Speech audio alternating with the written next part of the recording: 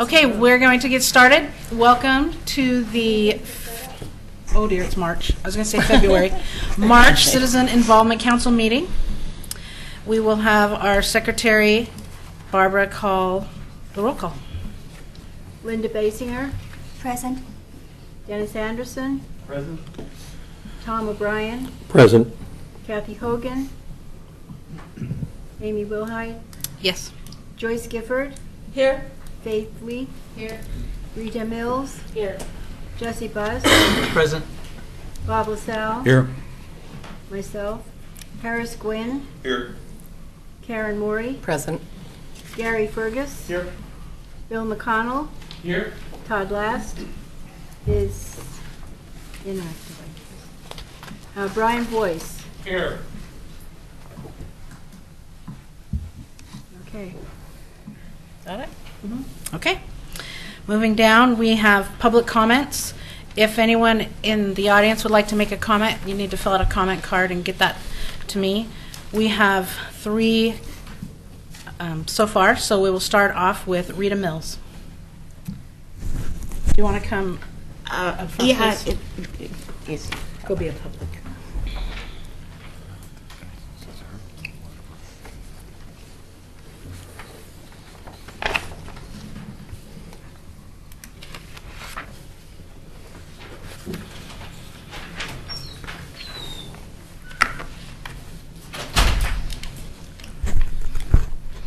At the last meeting of the CIC, I addressed my concerns for the continuation of CIC to bring our enlarging city community into interaction among the neighborhood associations.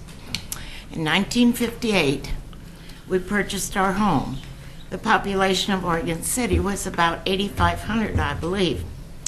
The neighborhood included a tall portion of the now Jackson campus of Oregon City High School. Later, the one-story addition and gymnasium were constructed. Across the street from our home was a gravel parking lot where horizontal logs designated parking areas. Also on the opposite side of the street, there were 4 homes with a canyon behind them. The canyon was to be the home of Ditto's Folly. I don't know if any of you were here long enough ago to know about that, but our then public school superintendent was Edwin Ditto. His proposal was to build a school athletic field and stadium in the canyon. The community rejected the idea a number of times. Well, by now you've probably figured out I'm talking about our much-used, multi-use stadium and athletic facilities on 13th and Van Buren. Chapin Park was then at the edge of town, where most of the local children and some moms picked strawberries to earn money for school clothes. Then out in the country on Beaver Creek Road was Berry Hill, so named now for the caneberries that once were picked there. The country kind of began where Beaver Creek crosses Molella Avenue. Now for the country on South End Road, it began soon after Warner Milne, and the Oregon City Drive-In Theater was out in the country. Oregon City Hospital on Washington Street was our only hospital, as the old Hutchinson Hospital had been closed. Oregon City High School is now out in the country on Beaver Creek Road and is surrounded by new homes and many apartments in the area between Beaver Creek Road and Highway 213. McLaughlin neighborhood was already here, but how many have been added? So much of that country is now other neighborhood associations. To make us all a part of our town of 33,000, we need CIC to keep all of our communities sharing ideas and friendships. When the city was smaller, it was easy to talk with your neighbors. They all met down at Kelly Field to watch the ball games, visit, and get a treat from the Optimus Club trailer. Now that the city is larger and more spread out, it's difficult to keep us with that level of communication. The Community Involvement Council, indeed, needs to be much more than just a body to approve single functions. Thank you. Thank you, Rita. Then next we'll have Karen, and followed by Tom O'Brien. If you want to go up there, you can go up there too, Paul.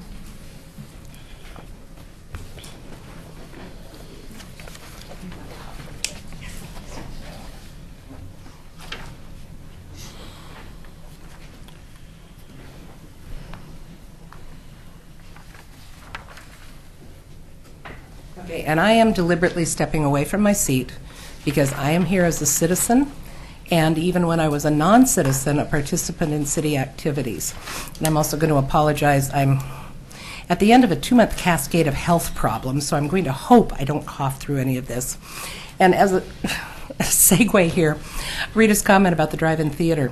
I saw a photograph at the museum the other day. There was a huge neon arrow that kind of went down and pointed to the right next to Arts Cafe on McLaughlin that said drive-in theater.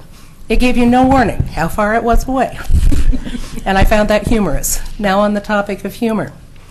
We were sent a link to the city retreat and the discussion with the intent of listening to the discussion of the CIC. And Dan, perk up, and Betty can agree with me on the first opening. I have gone to city commission meetings for years. And when the laughter starts and the jokes start, I probably had the loudest laugh on the audio track. Being on the other side and listening to that discussion, I was appalled. I do not think Mr. Fraser fairly introduced what had come out of the two discussions we had had. I did not appreciate the jokes my friends were making and did not like the laugh track that went along with the discussion. And it is a big reminder to me that anything that is discussed at the City Commission, at a retreat, at a work session, is important to someone. And I'm going to start keeping my chuckles under control, please, and Betty, you're free to hit me if I don't. The other issue, we just noticed this tonight, in the only copy I have been able to locate of the 2015-2017 goals, I see a heading, Goal 4, seek opportunities to maintain communication with citizens and facilitate citizen participation. The 3 priorities under that are Ermitinger House, economic development, developer forums and process, and electric records management system. I'm trusting this is a first draft and something got under the wrong goal. And I have not been able to get a copy from the city of the draft goals that came out of that work session. Thank you, Karen. Tom? Yes, I handed out prior to the meeting a sheet that had a very meaningful quote, at least to me, by Thomas Jefferson. I have for a long time studied history, and Jefferson is one of my heroes. Jefferson probably was more intelligent, more educated than I believe anyone in this room this evening. And he was a very wise man. He had a world vision. He had served as ambassador to France. If you were to tour his home at Monticello, he himself was a very inventive individual. He had a very keen mind. He understood in depth details, and he understood human nature. I know of no greater depository of the ultimate powers of society but the people themselves. And if we think them not enlightened enough to exercise their control with a wholesome discretion, the remedy is not to take it from them, but to inform their indiscretion through education. That is the true corrective of abuses of constitutional power. I think we need to consider that as we move forward with the CIC. Rather than things being dictated as to how we are going to operate, I think the citizens themselves, even though the City Commission has the power to instruct city staff to do anything they wish. It is the citizens who pay the staff's salary. It is the citizens who, at least in my neighborhood, are coming to me and saying, enough. We are tired of being nickel and dime to death. We're getting fees here, we're getting fees there, we're getting this, we're getting that. And what are we getting for all of it? So I just want you to think about Thomas Jefferson and how wise he is. Thank you. Thank you, Tom. Our next, is there any other citizen comments that I didn't receive a card for? Our next agenda item, I don't see our presenter. Did you want to explain? You have a more thorough explanation than I did. So I called Commissioner West. She does apologize. She was traveling over the weekend, got waylaid a little bit with the weather trying to get back in here, and just kind of got a little flubbed in her calendar. So she does apologize and would like to request to be on the agenda the next time around. Okay. This is called Don't Go East right now. Right. And try to get home. Our dry spell isn't the whole United States. No. All right. With that, we'll move on to the approval of the minutes from our February meeting. And I had one comment for you regarding the minutes. I am Laura Turway and the city liaison, and Katie Durfee will continue to do the administrative support. I think in the minutes it listed Katie Durfee as the city person. Do you know where that was? Towards the back.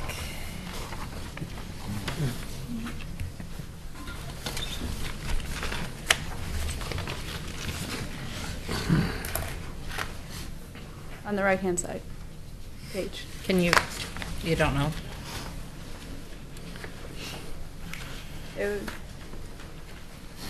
Oh, on page 3. Yep.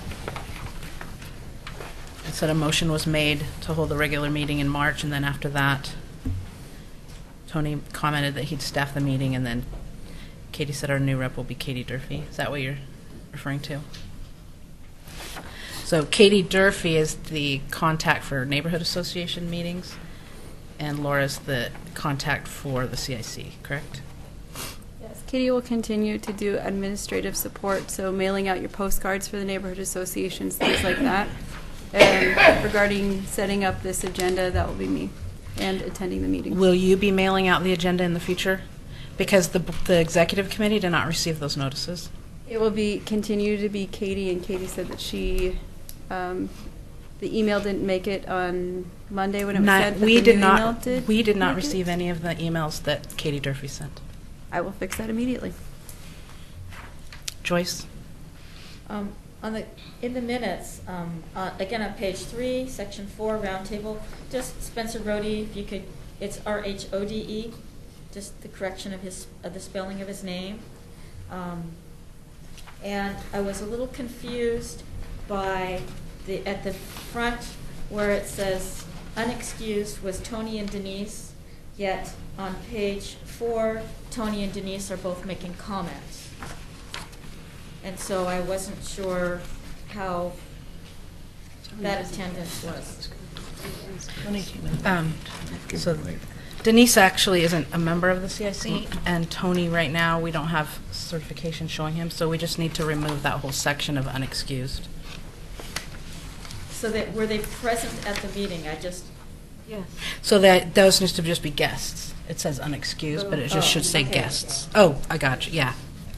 All right, so change unexcused to guests? Yes, you're right. Okay. Yeah. And the other question is, and maybe Faith could bring that up, is again on page 3, the top of the line, where it says Kathy questioned Faith's meeting agendas. I wasn't sure what was meant by that comment. And I'm sure, Barbara, you were taking such great minutes. Well, no, it's on. It was let's see, Kathy had a question for Faith about their neighborhood meeting agenda. And it was very detailed, so they decided to resolve it off the camera because it didn't have anything to do with the CIC. So we could add, Neighborhood meeting agendas? Instead of question Faith's meeting agendas, maybe we could put had a question regarding Faith's neighborhood association meeting. Just, yeah, I just.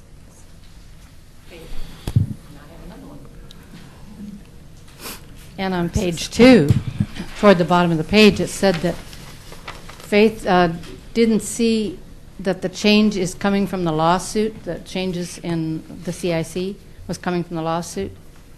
Thinks it's an audit of all CIC activities. Actually, I said I thought it was coming from the lawsuit. Oh, Yeah, because I said it's like the IRS when they do an audit. okay. A red flag goes up, and that lawsuit was our red flag.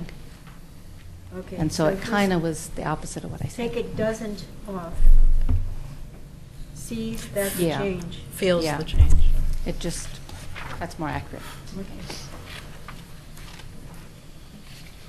Any other cards? Harris. On, I'm pretty minor. On page 4, round table, it was the steering committee meeting on February 19th. Oh. You said it was their general meeting, but it was steering. Yeah.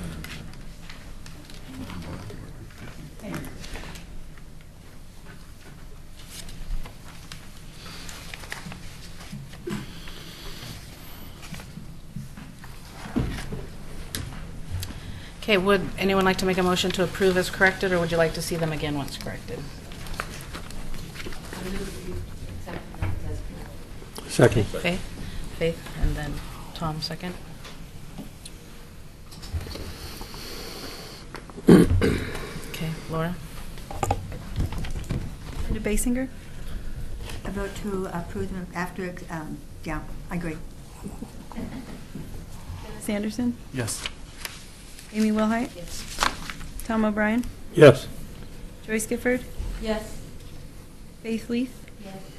Rita Mills? Yes. Jesse Buss? Yes. Bob LaSalle? Yes. Barbara Rankin? Yes? Harris Quinn? Yes. Karen Moring?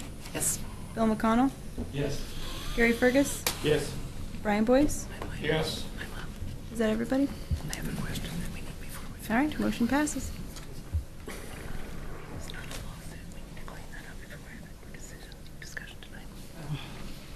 Karen? I just wanted to clarify something. There were several references to what was referred to as the lawsuit, and this is a permanent record. For any future discussion, let me clarify, it was an ethics complaint. Would that be the proper language for it? I believe so. All right, so if we could please, in referring to what was filed, it was an ethics complaint, not a lawsuit.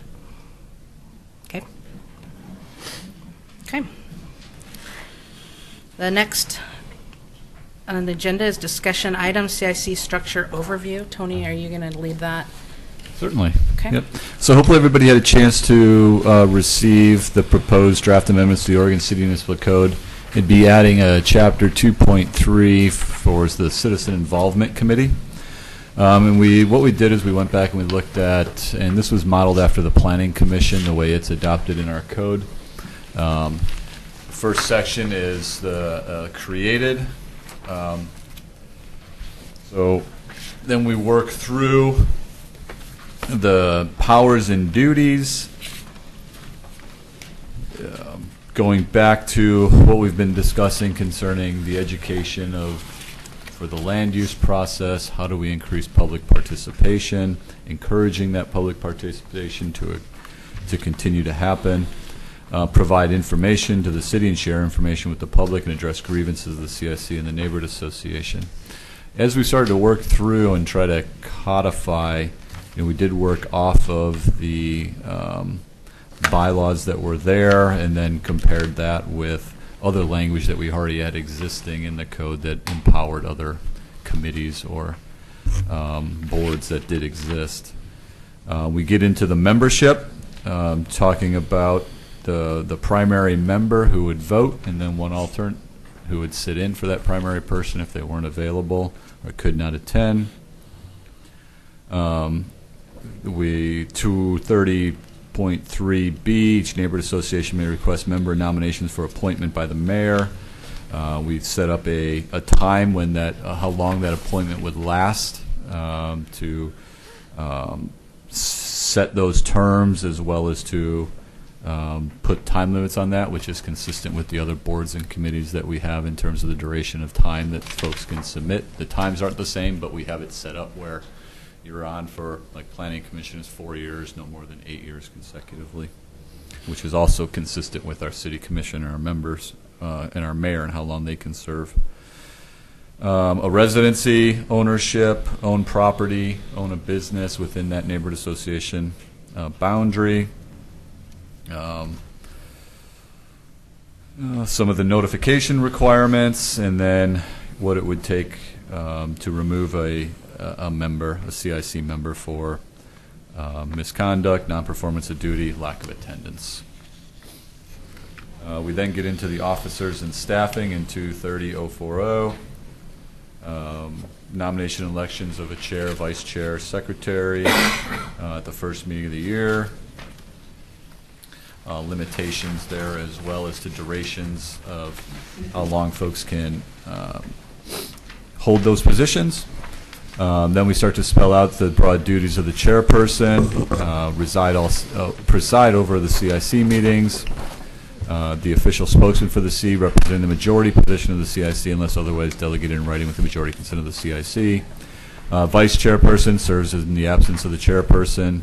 Secretary prepares minutes, attendance records, submits the information to the city liaison. The commissioner liaison is from the city commission, will be appointed to act as a resource to the CIC and attend these meetings. The commission liaison will be a non-voting member of the CIC. The city liaison, the planning division, and the city manager's office or their designee shall be responsible for keeping accurate and legally sufficient record of the proceedings, create and post agendas, maintain a database of CIC members, and track the CIC budget. 230.050, organizational procedures. We talk about the bi-monthly meeting schedule. Special meetings may be called in accordance with public open meetings law by the city manager or his or her designee. Talk about what constitutes a quorum for the CIC. The CIC shall establish goals biannually that are consistent with the adopted goals and objectives of the City Commission. Biannually is because we are on a biannual budget for the city as well, so that would bring consistency there. The CIC chair, their designee, shall meet with the City Commission once a year to provide an update, and then compliance with ORS 192.640 and all applicable laws and regulations that would apply. We also included in 230.060 the grievance procedures for the CIC to handle neighborhood association and grievances should those come up, which was taken from your bylaws. We also added that the decision is final unless called up for review by the City Commission, which was an addition there. 230.070 deals with the conflicts of interests. Just reminding folks that those do exist and certain things that may become before the CIC, just to make them aware that conflict of interest is out there. And then 230.080 deals with expenditures. The CIC has no authority to make any expenditure on behalf of the city or to obligate the city for payment of sums of money. And then we also handed out a letter from tonight from myself to you.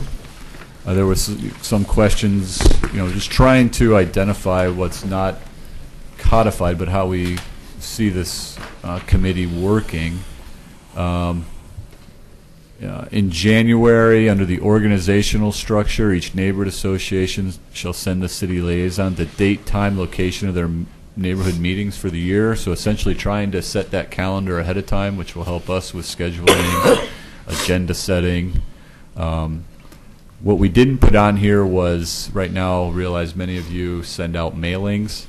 When you start doing the time on those mailings for those agendas backwards, where essentially you have a meeting date, you want them to be received 1 week before the meeting. We have a 2-week turnaround at the printer and mailer. Then we have a week for you to prepare your agenda, and then you want us to send an email notifying you that you have a meeting coming up to prepare the agenda. You're looking at a 5-week lead time on that.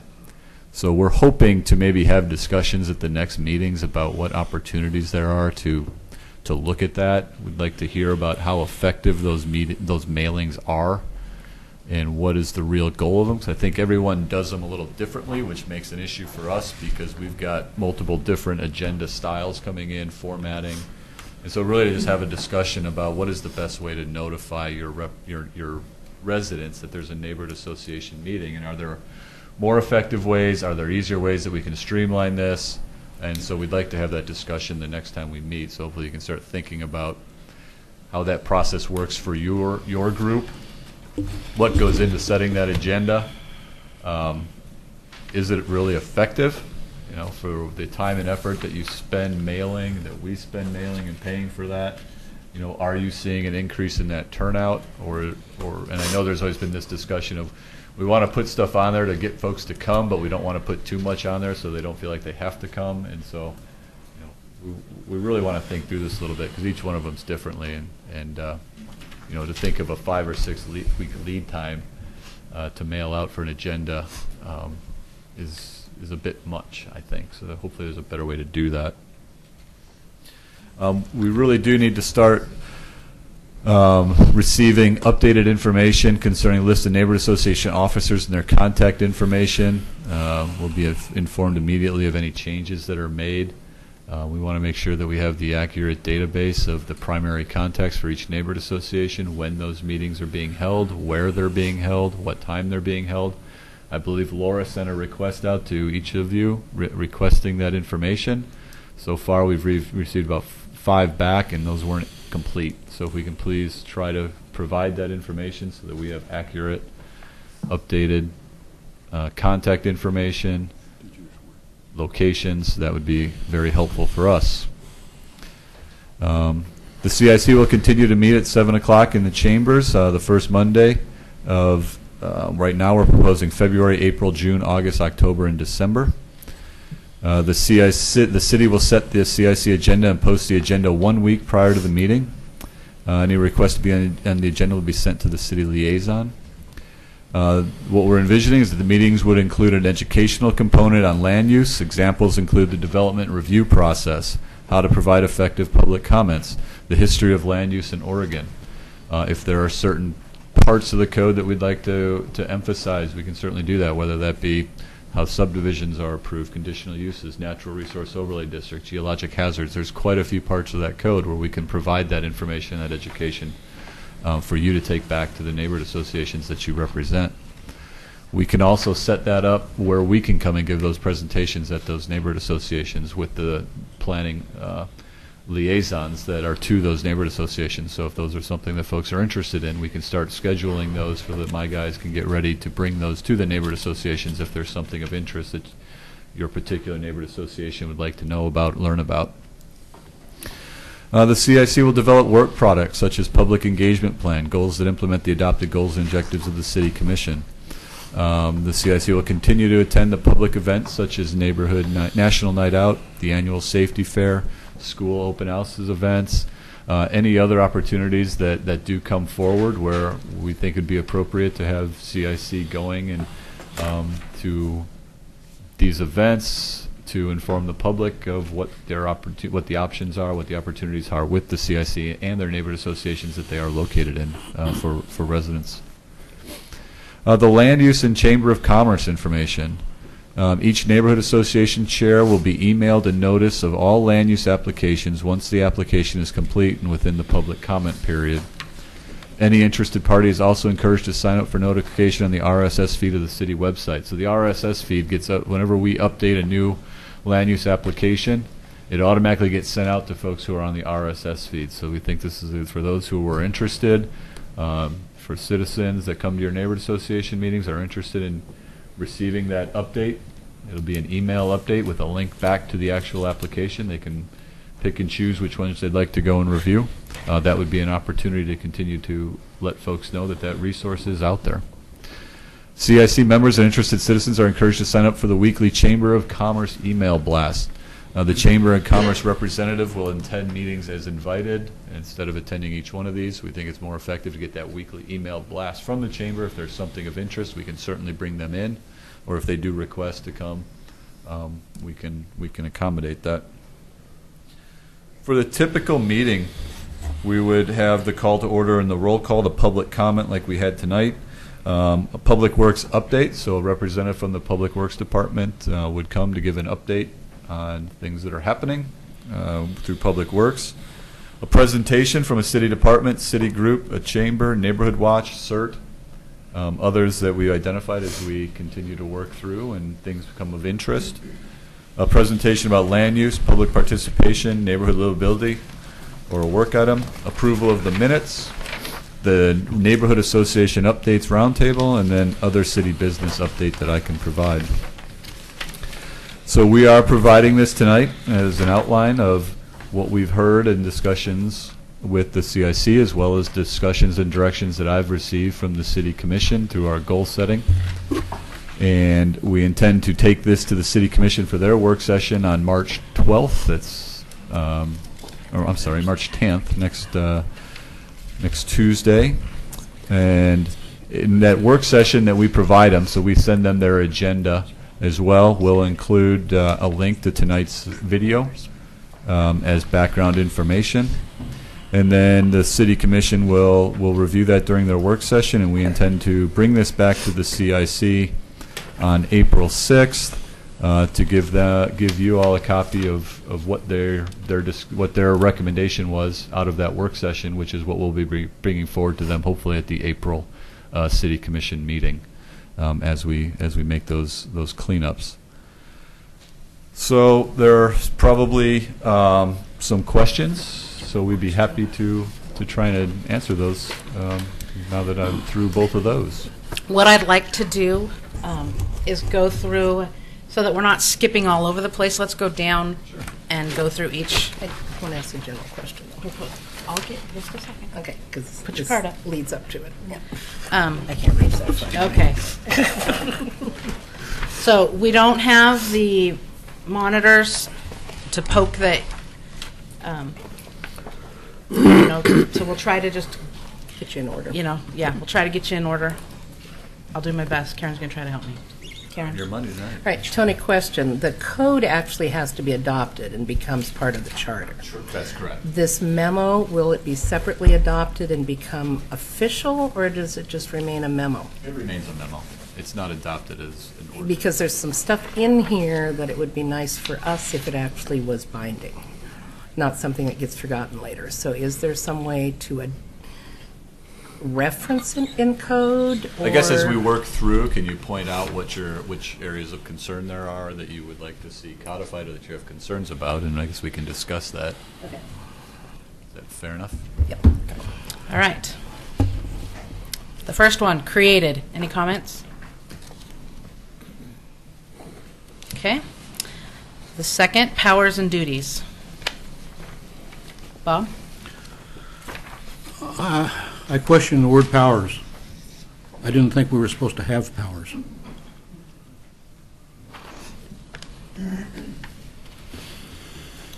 I'd be happy to take it out if you like. Well, I mean, I think it should be. We don't have any powers. We can make recommendations, but we absolutely don't have any power, as is being proven tonight. That's right. Okay. Anyone else have anything on that section? All right, I did. The original that you guys keep liking to refer to in 1978, that was referred to as responsibilities. Okay. And there are a whole lot of information there that's not here that talks about citizen participation, and it not just in land use issues. So I think that this isn't a really good description. I think we need to add some more information in there about what it needs to do. One of the things that it talks about is that we provide input to make sure that the neighborhood association land use is working. That was a big component when it was first established that the CIC was land use. It was two parts, and it was the CIC was kind of to make sure that that was working. And so I think that that needs to be one of the things that needs to be mentioned. And I don't understand what government activities means. Is that the current? Oh, okay, got it. Government activities could be when we're doing large capital improvement. You're making street improvements, such as let's say when we're doing the Beaver Creek Road design. How do we make sure people are involved in that process and informed that's going on? It's vague enough that it could open up a whole can of worms, because you could consider anything that's talked about at a government meeting, a government activity, and then they could come here to the CIC and want to discuss it. Just a thought, as we're trying to get away from that, I thought. Well, I think what it says is encourage public participation in other government activities. So, for instance, encouraging public participation in the development of the design and implementation of the new addition to the Carnegie Library, or encouraging public participation even to the extent of the city commission meetings. I don't think it's not about what's happening here. It's about what this group is supposed to take back to the neighborhoods. Well, that doesn't say that. I don't feel. Just my opinion. Anything else on that, Tom? Yes. Under C, provide information to the city. Impression I get is the city isn't interested in us providing them information. I just heard Mayor Holliday say that, we're to take information back to our citizens regarding the city's concerns. But you only heard one side of that, Mr. O'Brien. Well, I'm looking at C. I'm asking to understand what information is that you want from us, because the information that whatever information that the CIC, that neighborhood groups bring to the CIC, that the CIC thinks is important to bring to the city. Tony, do you know what the communications intent is a two-way street. Does that meet our goal of enhancing, seek opportunities to maintain communications with the citizens? Sure. That meets that goal? Absolutely. Tony, can you explain what your intent was in writing? I don't understand the information. We're trying to provide an opportunity for a two-way dialogue. You are representing a neighborhood association, right? We're not at each one of those meetings. And so this was an opportunity for information to go back and forth. As you're hearing things, you can bring those to the city. We're trying to create a partnership here rather than an adversarial position. And you guys have more contacts with more citizens than we have. You have folks coming to these. You're hearing things. If you can bring those to us, we can start to address them. We want to create a public participation plan. There's going to be information in that. If you'd like a different word, we'd be happy to use one. No, it's just a very fuzzy word. As it doesn't really say anything. It's a very fuzzy concept. I agree with the concept. I'm not arguing with that. What I think is that clarification needs to be made as to what the city commission really wants to hear, so that we don't bring things that they don't want to hear. Well, I think the more important thing is it doesn't really matter what you think we want to hear. It's that what you think is important for us to hear. Well, I mentioned something in my comments, public comments today. I'm not sure you heard it. They don't have to agree with us. Jesse? Amy, I'm unclear whether it would be appropriate. I'm representing the McLaughlin Neighborhood Association regarding a comment specifically under powers and duties, but I also have others that are straight from the Neighborhood Association as well. So should I wait to get those all in one block? Well, no. Go ahead and share as we're at each level. Okay. So under powers and duties, the Neighborhood Association Steering Committee met on February 5th. 9 of our 13 steering committee members were there, and there was a unanimous vote that the values and goals as listed on the website, the city website, as of that date, should be incorporated into what I think here would be represented as powers and duties. And I don't think there's been any changes to the website of that since then, but shows a mission statement, a vision, values, and roles and responsibilities. They are broader than what are specifically delineated here, but I do note that this intro to the section says that these are not limited powers. So just for the record, I'm incorporating by reference the city website goals and responsibilities into that section as a suggestion. Tony, have the commission goals and all that stuff been updated since the retreat? Laura, are you shaking your head no? Is it the CIC I'm sorry, goals? the CIC goals, yes. The CIC goals have not been updated. There were CIC goals from 2002 or 3 that are posted on the website, and then there are bylaws as well. Okay. And I've got that up in front of me, but it's a little bit lengthy, so I wasn't going to read through it all. Yeah, so the goals were for a work plan from 2000 through 2002.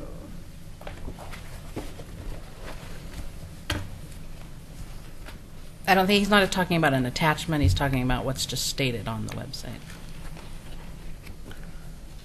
Right. So this Right. section, powers and duties, enumerates A through D. Mhm. The neighborhood association would propose to list everything that's currently set as a role and responsibility, a goal, vision, etc.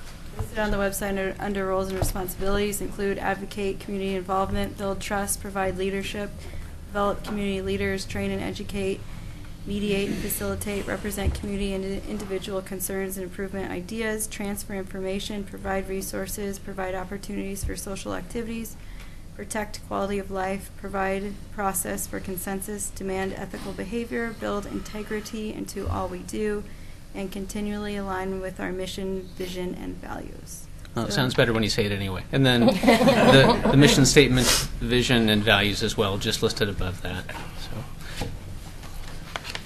but I do think a lot of those are represented not only in the draft ordinance that's been prepared to date, but also the memorandum reflect a lot of those. Karen? Just to clarify, those are out of the prior approved bylaws. And basically, the code replaces the bylaws. They made reference to the code and picked and chose. So there may be some other things from the previous or the recommended amended bylaws that might be added back. Okay. Thank you, Jesse. Thank you. Any other comments on this section? All right, moving on to the next. Membership. Ryan? Yeah, I'd like to know what the rationale behind cutting it down to one representative from each neighborhood association, what that's trying to accomplish.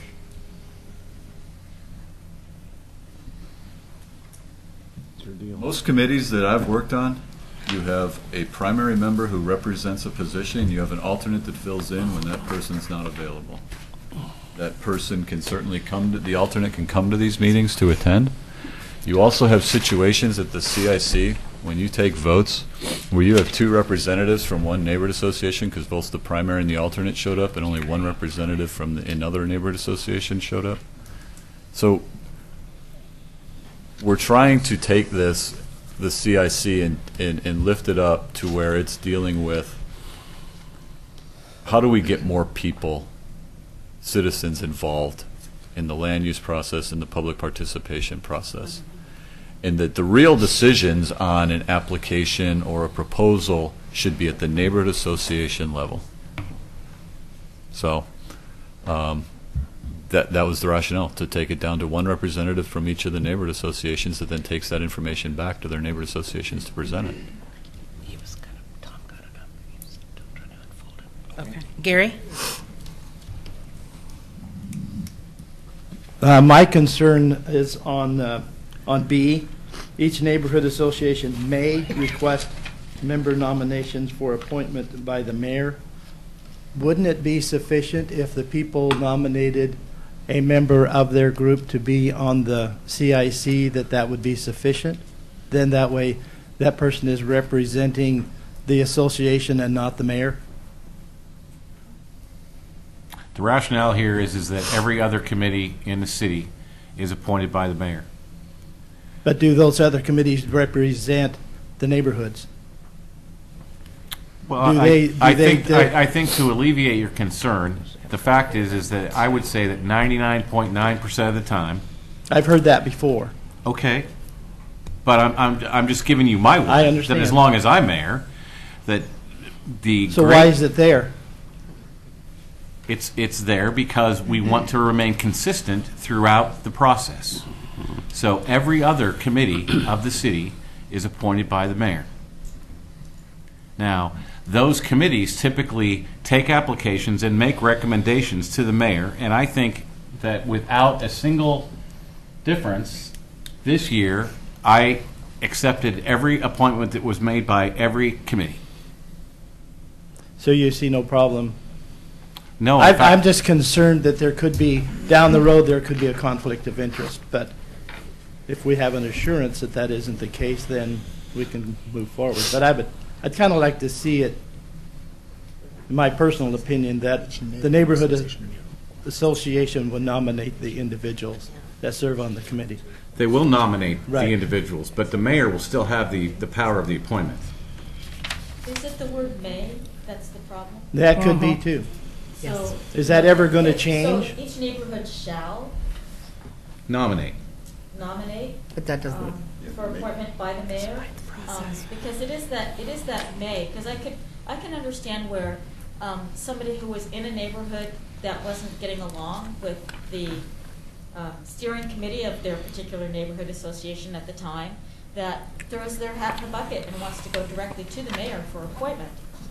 And then the mayor would have two applications, one from the steering committee and one person from the neighborhood who threw their hat in the ring.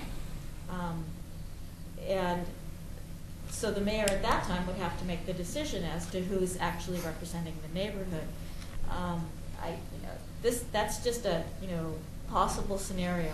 I can say that having sat on one of the committees with the Parks and Recreation Advisory Committee, when we have had openings and we've had applications, and sometimes we have more applications than we have openings. So we interview all of them, and we put them in a list, and we send the list to the mayor and say, this is who we would recommend to sit on our committee. Joyce, as I hear the comment, I think the concern isn't the may. I think the concern is I understand that all the other committees or commissions do it that way. This is not the same. You're asking a representative from each neighborhood to come and represent that neighborhood. It's not the same as a Parks and Rec. Yes, there are volunteers, but it's not the same. And I don't think you can put this in the category of every other committee. It doesn't work. And I think that if you go back to the original intent that keeps being brought up, it specifically talks about the fact that neighborhoods get to put their people on there, and they get to leave them on there as long as they deem that they're representing their neighborhood. It's not a decision by the mayor, it's a decision by the neighborhood, and I think that is the concern that Gary was Right. trying to express. And I understand all the other boards and commissions, but again, it is not the same. We're not the same as the other boards and commissions. Tom. Yes, a couple of comments. In Section A, I think it needs to be spelled out that in the instance where the alternate member attends, they also have the power to vote at that meeting, and it does not currently state that. So I would like to see that added. There's no point in them attending in my absence if they can't vote on what the neighborhood might want. It seems implied when it says they'll represent them, but. Joyce, let's let people. So that was the one State their point. concern. I think that, it clearly states that the primary member can vote. It doesn't say that regarding the alternate member. So maybe the language, like it said for the vice chair, that they have the same. Then If the I absence, further something agree like with, that, right? with what others have stated on B and C. My take on it is that, yes, the mayor should have the authority in most instances to appoint whomever he wants, even though the nominations come from within that group. Here we are talking about something that is in our comprehensive plan. LCDC has spelled out the purpose that we serve, we do not serve at the bequest of the mayor. We serve at the bequest of our citizens. And that is a clear difference between us and other committees. Bob?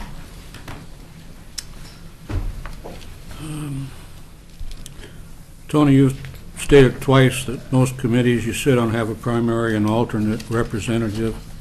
I looked up all of the boards, committees, commissions in the city. There's 13 of them, at least 13 listed on the website, and there are none of them that have designated a primary and alternate representative.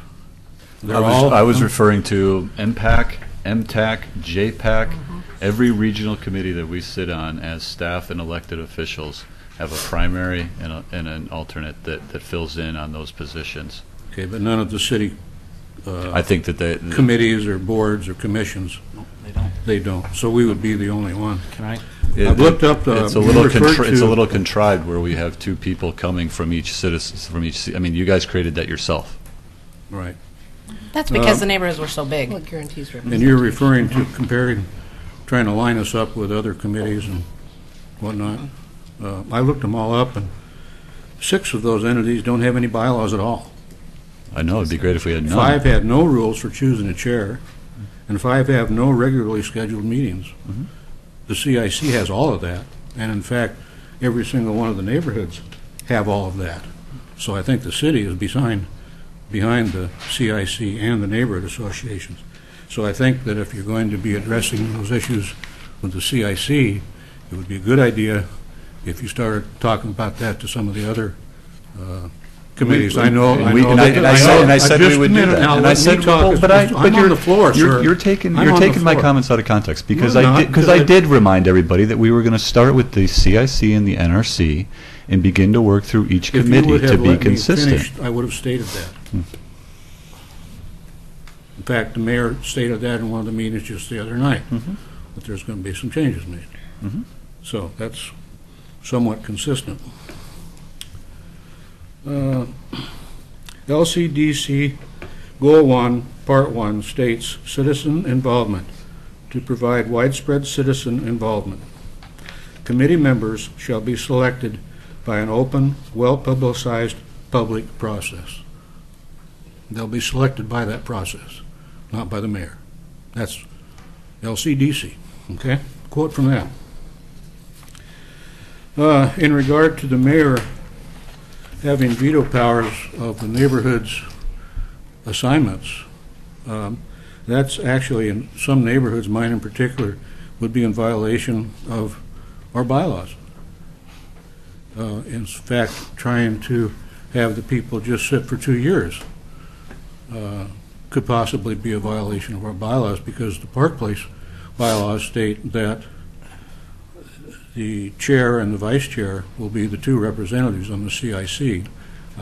There might be some other neighborhoods that have similar statements. So you'd actually be going against the bylaws of the organizations that you're purporting to give more support to.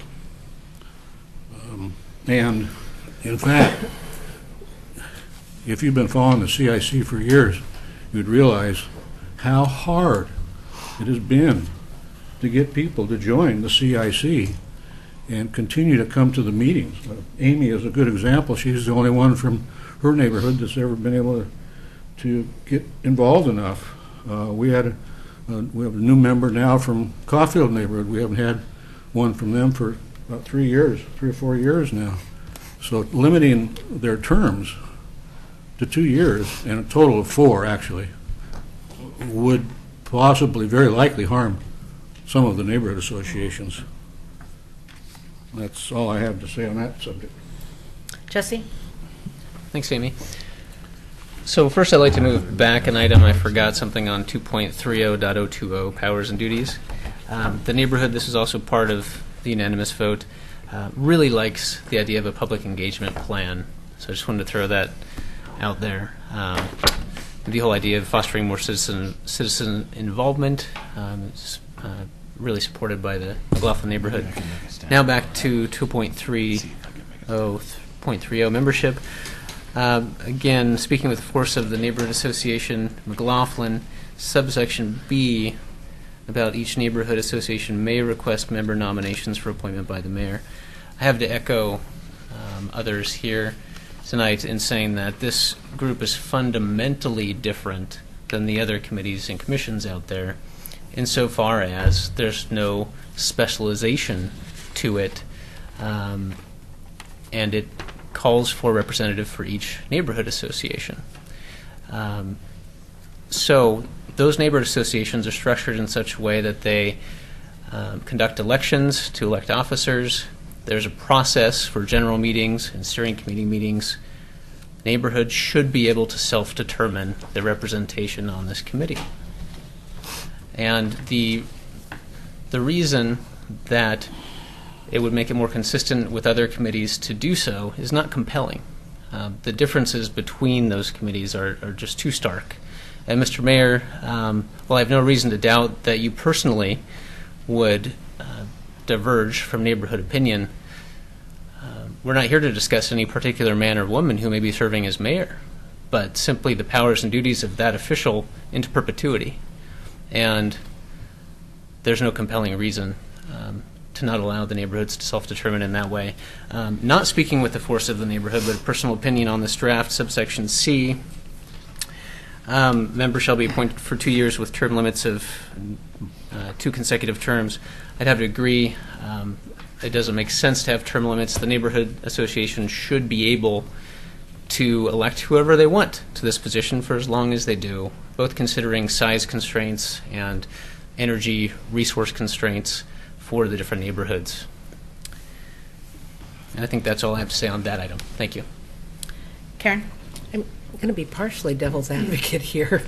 I've served on one city committee. I've walked away from it because I had been an at-large representative. I moved into the city. There was a city resident who wanted to serve her second term, and I chose not to compete for that. She was doing an excellent job. But because they are limited to 2 terms, that position will be open for me to apply for again in the future. I have applied for another city commission position, which the former mayor did not appoint me. I didn't necessarily agree, but we discussed it.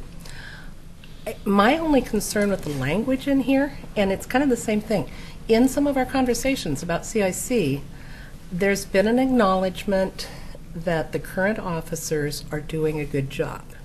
There has also been an acknowledgement that prior officers did not necessarily do a good job. We may have a mayor right now who's going to do a good job. That's all I'm giving you so far. In the future, we have no guarantee that the mayor will have good intentions. I don't feel that the language is binding enough that who the mayor appoints is someone recommended by their neighborhood association. The way I read that, the mayor can go pick anybody he or she wants and appoint, even though the neighborhood association may have made specific recommendations. And as far as the bylaw conflicts, et cetera, those can all be cleared up.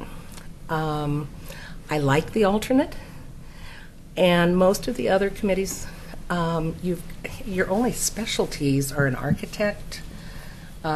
2 committees, Chamber of Commerce representatives are required on. Chamber doesn't really need a backup at the meeting. I don't know how you choose a backup architect. Most everybody else is kind of at-large or a general representative. And I agree with you, this will function more like MTAC or something like that, where you always want your neighborhood to have a voice at the table.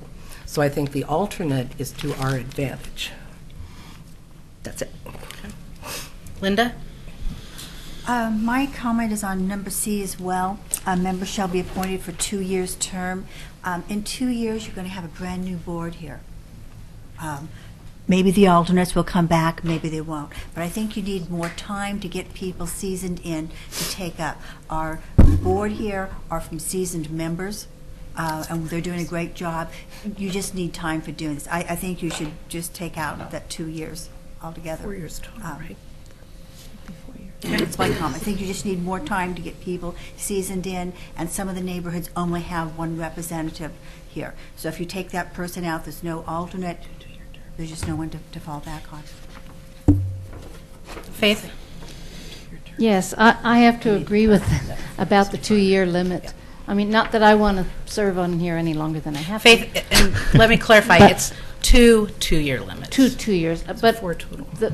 the thing is, we have a hard time getting people to come to our meetings. And we really have a hard time getting people to do anything after they've gone to the meeting.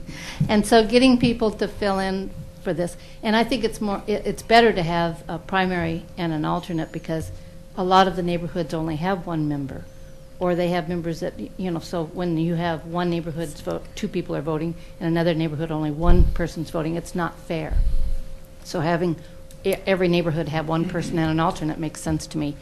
But to limit the time, I mean, if the neighborhood's cool with somebody and they're willing to do this every other month, and then go to the health fair and stuff and try to get more people involved, gosh, we're volunteers, and we're just, hopefully with these changes, you guys can come and help us find out how to get more people to come to our meetings. Mm-hmm. That's what I'm hoping for. Mm-hmm. Thank you. Amy? I saw you. I just have some comments too. I'm in the queue. Okay. So's the mayor.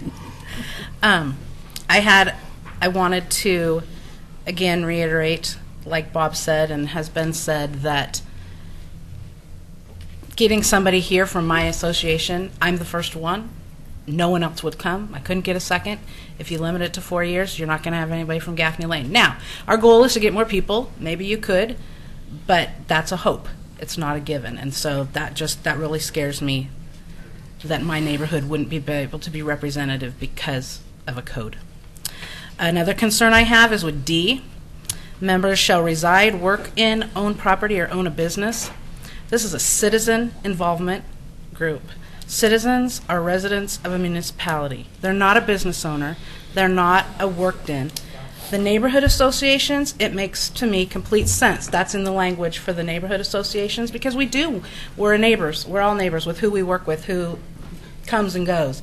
But if you have that somebody could work or own property or own a business in the city, that is not a citizen. And I don't think that they should have, I think it would be a conflict, especially if the mayor can appoint them, and that's the condition, that they should be able to work, own, or a business. I think if this is a citizen involvement committee, this needs to be the citizens who reside in Oregon City, and then you could add the urban growth boundary like it's in the neighborhood association, but I believe it needs to be a resident, not someone who works or owns property. There's other avenues for their input to be given. I think you're misinterpreting that, because it says, the members shall reside, work in, own property, own a business within the neighborhood association boundaries which they represent. Now, you just said that you said it was okay for them to be in your neighborhood association. Not on the CIC. Because the CIC is a citizen involvement council. They're separate entities. But if they're a member of your neighborhood association, why wouldn't they be able to represent? They're not a citizen. Pure and simple. Okay, well then. That's my opinion. Don't argue. Don't send that appointment to the mayor. Or take it away. Wow, we're not listening. Interesting. Can I ask a question real quick, Amy, before you go on? How does that affect Two Rivers? Well, I mean, that was one where we struggled. We have a population of 40 or 50 actual citizens. We have more businesses than that, which is unique in the neighborhood associations. But if you put in 2-year terms, I'm gone right now, because we don't have people to replace me. We don't have people, I hear people with 1,700 people population in their neighborhood, and they get half a dozen people coming regularly. And here we have 40 or 50, and it's a whole nother story. But we actually wrote our bylaws to include businesses as members of the group itself, but they're not allowed by the CIC bylaws to be on the CIC itself. That is my understanding. So, yeah, we'll be, all these things have a different impact depending on who you are, but we wouldn't be able to attend CIC with a 4-year limit on terms. Because basically we don't even have a vice chair now because we can't find anybody. citizens don't show up. And Brian, couldn't you, if this language was adopted, wouldn't it be possible for all of the business owners to come to your neighborhood and vote in somebody that's a business officer as a representative of the CIC? Well, if they were allowed to be on the CIC. Well, that's what this is saying right here. Yes, if that's the case, then And would that yes. truly represent your neighborhood? Well, that's a good question, because it wouldn't represent the citizens as defined as people that live there. It would, if a citizen was expanded to include a business operator, that's another story. And, you know, we have... I just looked in many dictionaries, and I couldn't find a definition of a citizen as someone who worked or owned or ran a business. Normally, it's people that live in an area, I would assume. Okay, that was my concern of that. Down on the failure of a member to attend 3 consecutive meetings, they could be terminated. That, I think, leaves too much room. You could come to every other meeting, and you'd still be in compliance, but your neighborhood wouldn't be represented. So I don't think 3 consecutive meetings, if you're only going to have a meeting every other month. I think it would need to be just like 3 in the year. I don't think, you know, some of the other commissions don't say consecutive. Some do. I mean, there's lots of different languages out there. And then I was really confused because in item B, it says that the mayor could appoint the member, but in G, it talks about the fact that the city commission can recommend termination and be removed. So I'm not sure which is running. Is it the city commission or the mayor, and why those wouldn't be the same? Well, trying to create the threshold for removing somebody a little bit higher. Talk about, one person has the authority to throw somebody off, for a, let's say it wasn't attendance, let's say it wasn't cut and dry, let's say it was not performing their duties, a misconduct and non-performance of duty. That's something where you'd want the full commission to vote on to take somebody off of a committee for something like that. And I am concerned that it doesn't allow any room for the CIC to have, if the commission can have issue with someone, maybe the CIC would have issue with someone, or are they just going to have issue because they said something that they don't agree with? I think that misconduct and non-performance is pretty vague and could be twisted. And again, maybe not by our current mayor, but down the road. So I had some concern over that language. And again, looking back at the original document and how it was set up, the intent, as I see it and as I read it, was more power for the neighborhood. This is about the neighborhood. This isn't about the city commission. We just got a card. Okay. But how if someone's doing something unethical, how is that a benefit to the neighborhood association? I'm not saying it is. I'm just saying to only put the power on the city commission, or to give them, what's unethical mean? Tony, you don't necessarily give a process to initiate it. CIC should be able to recommend removal. It's like, how do you get to that step? If the CIC is responsible for addressing grievances and the like, why would they not first address this kind of an issue? And the decision is final. Right. Okay. Going in order, Mayor, you were next. Under G, it does say the CIC may recommend termination of that appointment to the city commission. Oh, okay. Sorry, I'm reading too far away. Yeah, but that's just Where? Just under the 3 consecutive. Under the 3 consecutive. Maybe you can. Yeah, that doesn't. Maybe you can find a way to wordsmith that to allow for the CIC to allow for the misconduct or non-performance of duty under that same sentence. Not just the absences. Right. Okay. So I have a couple things. First of all, to Mr. LaSalle, LCDC does not trump the charter from 1844 of the City of Oregon City. And LCDC recognizes the fact that our individual charters and our interpretation of our own code is typically upheld by LCDC. So in the city charter, section 20, under mayor, it says the mayor shall appoint the committees provided by the rules of the commission. End of story. The mayor shall. So if we want to change that, you're going to have to change the charter. What we're doing is codifying something that has never been codified. The CIC has never been a recognized, in our code, has never been a recognized committee of the city. And that's been part of the problem, is that it's been sitting out here and had the ability to look at everything and to talk about everything. So in essence, acting as a de facto city commission at some points, or attempting to act that way. Now, I'm not saying that that's how you're going to operate, because I believe in the people that are up here right now. But the problem is that just like me, you can't count on the fact that the next guy is going to be fair, or who knows, maybe you won't think I'm fair. I don't know. We'll have to see how that plays out.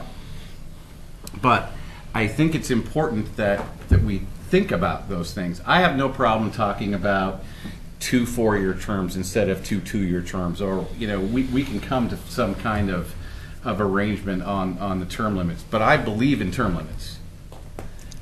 I believe in term limits. We've had term limits in our city charter since 1844, and they're there for a reason, and they've worked for us. We haven't had a mayor for life like Wade Byers and Gladstone. Okay, and that's a good thing, because it allows for fresh ideas and new things to happen. One of the things that has been talked about tonight is the difficulty of getting regular members to come to regular neighborhood meetings, which leads me to the question is, if you have 1,800 or 1,900 people who live in your neighborhood, and you only have 4 or 5 people that come to a regular neighborhood association meeting, how is it that you're making land use decisions, or purporting to be making land use decisions, for your entire neighborhood? I've asked that question. So that's why the CIC is supposed to be over that. Okay, and so that's part of what we're trying to do here, is to give some more incentive and some more help, or whatever, to generate more interest in the neighborhood associations themselves. Because as far as I'm concerned, I represent the neighborhoods, because they actually voted for me. They actually voted for Brian and for Daphne and for Rocky. So we are the elected representatives of the city. I am more than happy to listen to anybody who wants to come to a city commission meeting, a work session, any neighborhood group, whatever the case may be. But at the end of the day, I'm concerned that we've got, in some neighborhoods, 3 or 4 people that have been the neighborhood association for 15 years, and they're purporting to represent, a couple of thousand people. Have you been to a neighborhood association meeting in the last year? Yes. Oh, yeah, many. Because we've, as the committee, have been going to them, and I just want to say that I'm very impressed with the way that a lot of these representatives ask the citizens, and then I hear them sharing what they said. So I do believe that is working, and I think we need to be careful with that. Tom, you had a comment. Yes, I had an additional comment on the term limits. In our neighborhood, we have our own term limit insofar as CIC representation, and I'm sure many other neighborhoods do too. We take a vote every 2 years as to who the neighborhood wants to represent them on this committee. They are encouraged at each time to select new members, get new blood in. Whether they choose to do so is their determination. Just as you claim you represent the neighborhoods, you were not representing everyone in the city. We, as a neighborhood association, need to represent our own people who attend the meetings. Whether that's 30 people, whether that's 130 people, if they show enough interest in their city and in their neighborhood to attend those meetings and take time out of their schedule 4 times a year, or however many times they attend, they should be listened to. They should be heard. They should not have someone else saying, no, you can't have that person as a representative. We have a major difference between a ruling body, such as the City Commission, who is God, and people who are coming here to make recommendations to our Lord. Oh, I think that's just a tad bit unreasonable, Tom. A tad bit. Yeah, just a tad bit. I mean, do you want to go back to what... I wanna know go no back greater to- depository of the ultimate powers of society but the people themselves. The people themselves elected the five of us. That's right. Yes, but they can't agree on every decision if it hasn't come up yet, right? Were there any people who did not vote for you? Sure. Oh, yeah. About, I thought so. yeah, about I'm sorry. 38% of them. Rita? Of those voting. Yeah. Let's let Rita. We keep being compared to commissions, Yeah. and yet we're not We have a no authority. commission. And the other thing is, we spent months upgrading our council bylaws, and it's like somebody else just rewrote our bylaws. I don't like it. And I think it needs to be said that we didn't jump from 1978 to now. In fact, our last revision of our bylaws were approved by the City Commission, and we multiple times have been approved by the City Commission and given the thumbs up. So it's not as if we were doing this all on our own without knowledge of us, the City Commission and the mayor. And the city attorneys reviewed them. Yes, that's true. So we didn't just come up with these on our own to be a new City Commission. That is not, that was an inaccurate statement. It's been approved. Bob? Oh, and in response to the mayor's statement about the lack of participation at the neighborhood association meetings, how can we represent the neighbors on land use issues? I'll guarantee you that if there's a land use issue coming up in a neighborhood, you'll see lots of neighbors at those neighborhood association meetings. Every one that we've had a land use issue on, we've had record numbers. So when that comes up, they're there. Tony, I think we can safely agree that we can scrap the term limits. Completely? Yeah. Okay.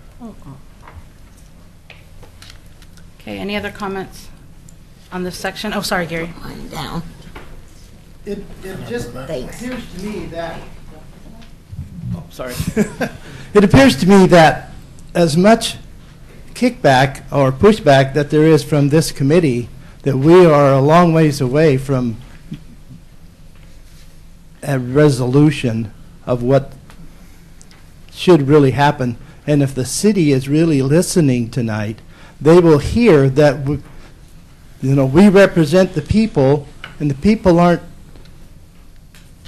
agreeing with what is being proposed and possibly just telling us, what's going to happen when we don't really agree on all of the terminology. And I think we should have, more conversation on some of these items because we're not agreeing and it appears that we're not being listened to, and that's what you want to avoid.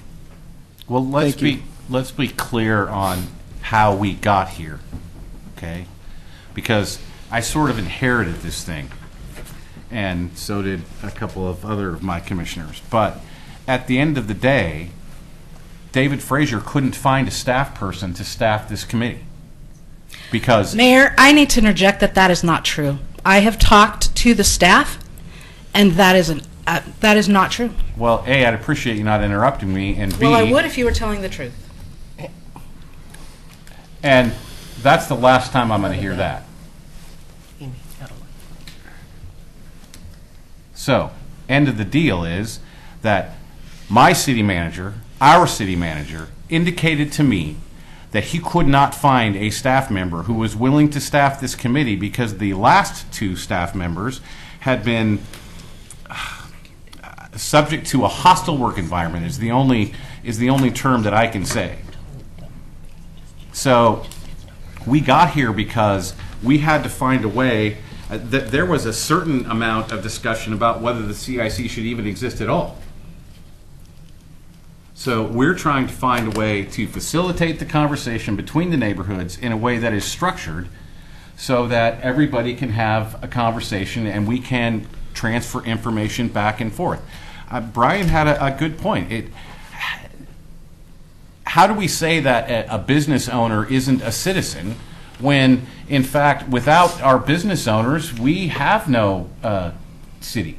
You have to have a certain amount of commerce. All right.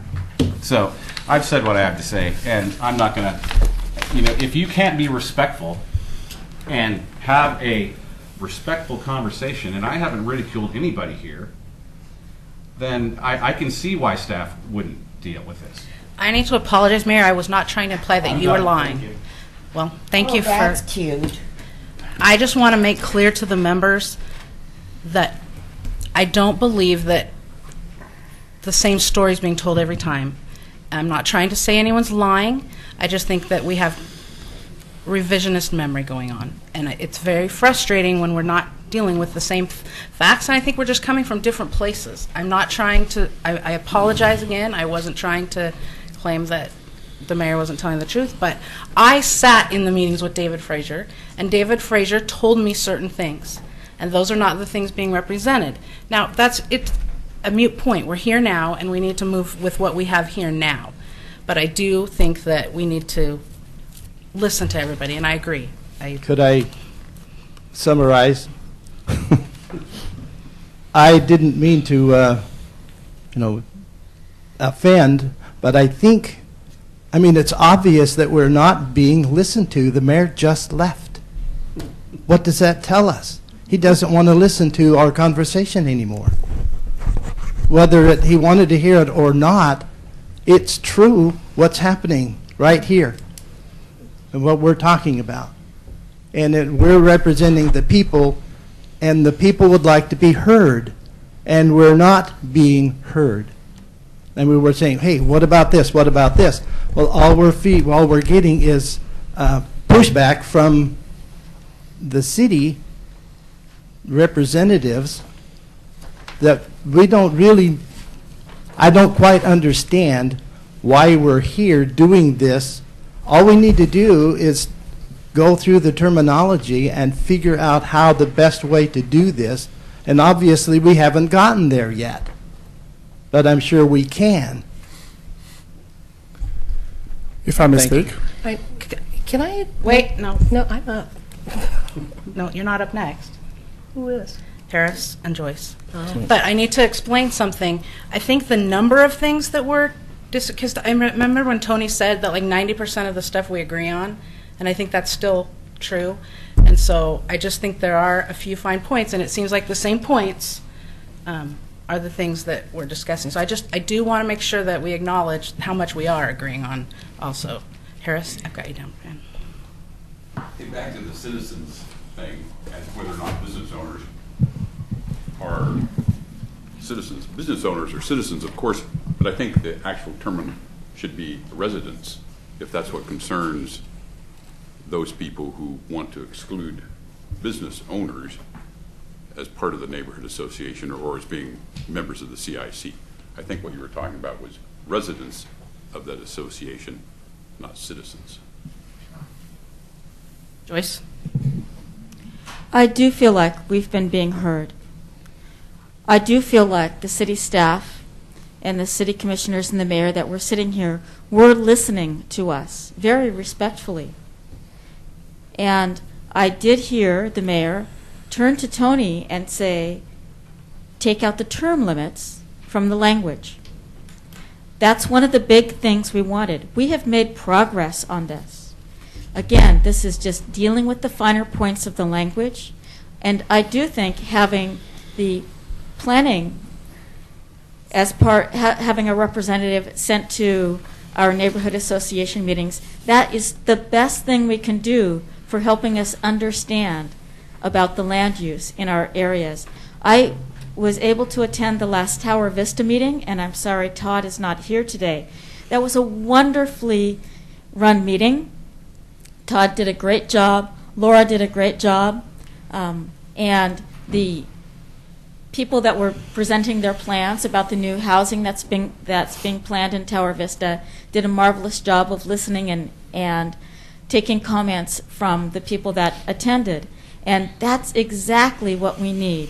We need the representatives from planning at our meetings. We need to have the training on land use issues. And thank you, Denise, for holding those meetings for us. And I'm sorry that not every neighborhood sent a representative to those meetings that Denise held for that training. because that's what we're here for. And I personally think one representative and one alternate per neighborhood is ideal. Both can attend the meetings, one votes, but they can confer with each other as to how they should vote, if necessary, if it's an important item. Okay. But I do like the term limits being taken out. Rita? I have been a member of this body for about a year, and I've not witnessed any hostility. I don't like us being referred to as hostile. Karen? Well, I did have to say I opened the meeting with a comment about inappropriate laughter that I've always been guilty of, and sometimes that doesn't go over well. But my only concern right now, we looked at different neighborhood association bylaws over dinner. Some neighborhood associations include business owners, some do not. You're getting a few individual opinions that are carrying weight. You're not necessarily getting everyone's input. I used to attend the McLaughlin Neighborhood Association regularly when I lived outside the city, because I was spending 3/4 of my time in the McLaughlin neighborhood, not, outside of the boundaries, and even spent one night here because it snowed. The McLaughlin Neighborhood Association revised their bylaws and removed business owners. Now, I do still have an interest in what's going on in the neighborhood, but I infrequently attend their meetings now, and I am a business manager in that neighborhood. But not having a vote, not having a voice, I'm not as inclined to attend. The other thing is, I was fully in favor of term limits. I think you need fresh voices. I think that encourages the neighborhood associations to improve their attendance.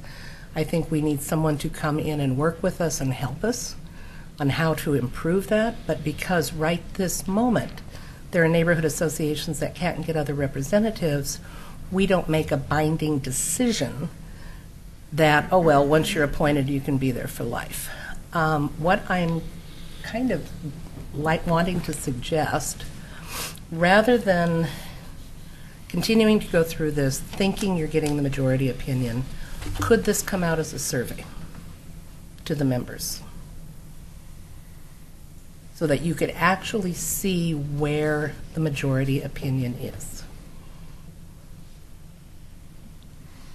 Because when we were working on the bylaw revisions, we voted on every single one of them individually, so we knew exactly where the majority was.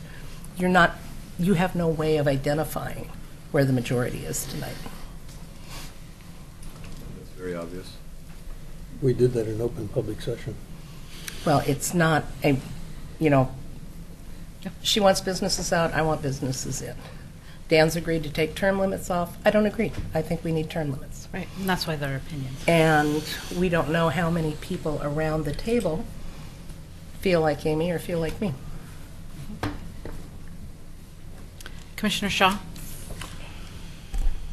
Well, I think some of you are probably looking over here and saying, is that guy ready to back out of this position now? No, you're too silly. And, you're much too silly. I'm not, so I really think this kind of codifies why I'm here and why I'm going to be here. And I respect Gary for bringing that up, that it may be in the past. I don't know, because I haven't been a, member of the commission that long, but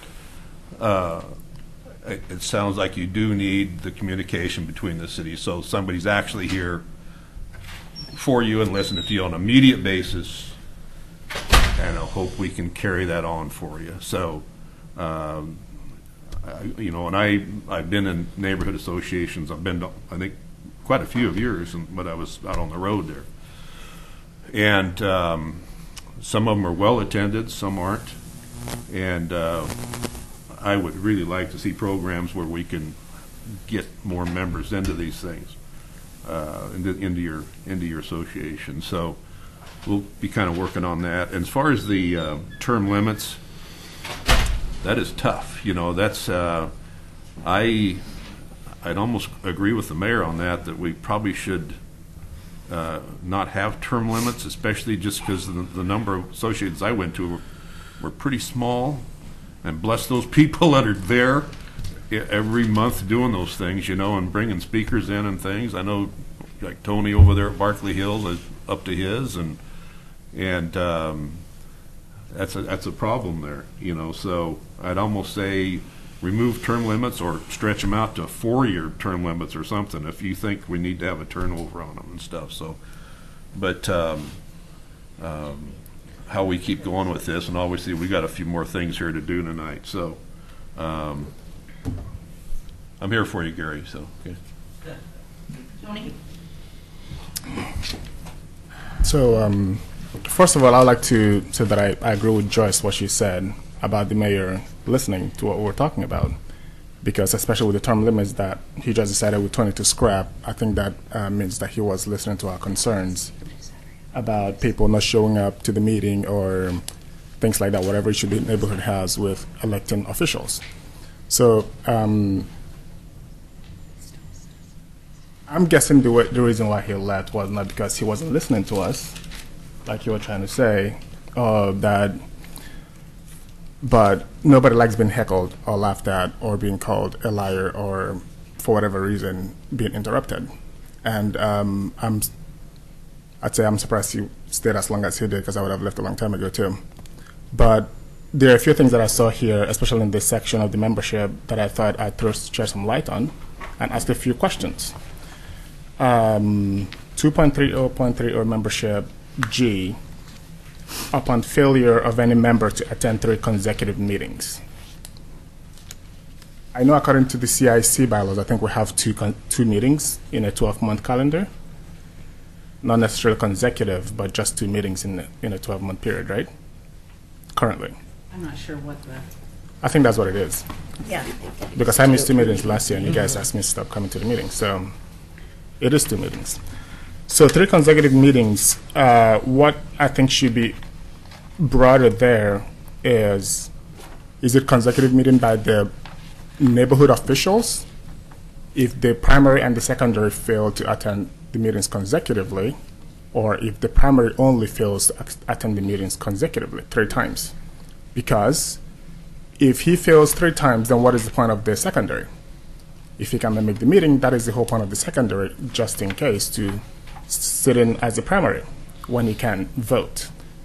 So I think more light should be shed on there. Last year I missed a couple of meetings because there was no other official in the Buckley Hills neighborhood. I was the only person running the whole show, and yeah, things happened and I missed the meetings. The last one I missed was, I think, in October or December. I wasn't feeling, I just came down with a cold, and I thought I'd keep it to myself instead of coming over to share with you guys. So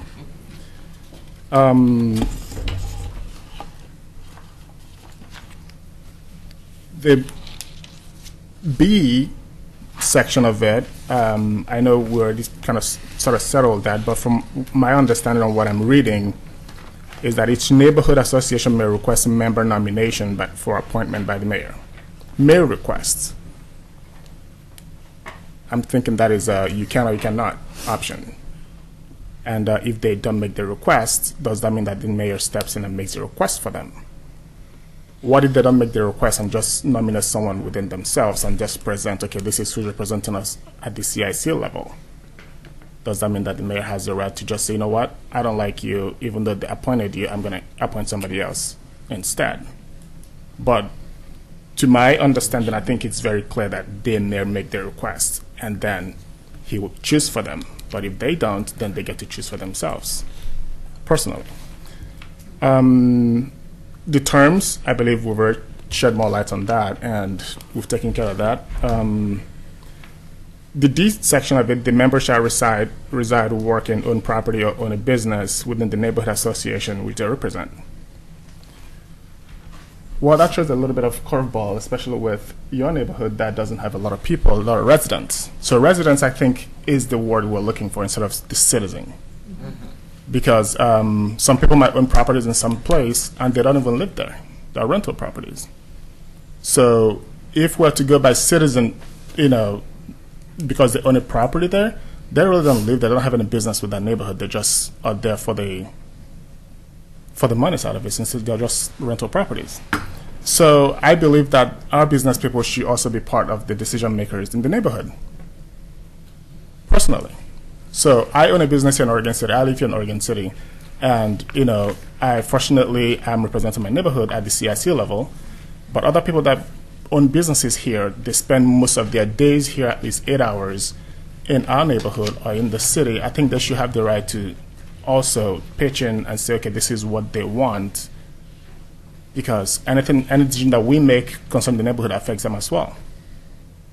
That's my own point of view when it comes to that, because business owners are part of it. People that own properties, we can be nitpicky about it if they live in the property or if they are owner occupied or not owner occupied.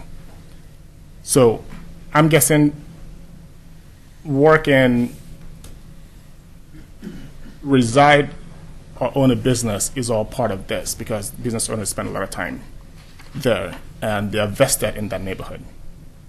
If something is to adversely affect the other residents that live there, I think it will affect them as well. If there are no residents, I don't think the business would do probably not do very well. So that's all I have to say for now. I just want to make a comment. I'm actually recovering from bronchitis, and I'm starting to have trouble catching my breath. So I'm not mad at anybody, but I'm leaving.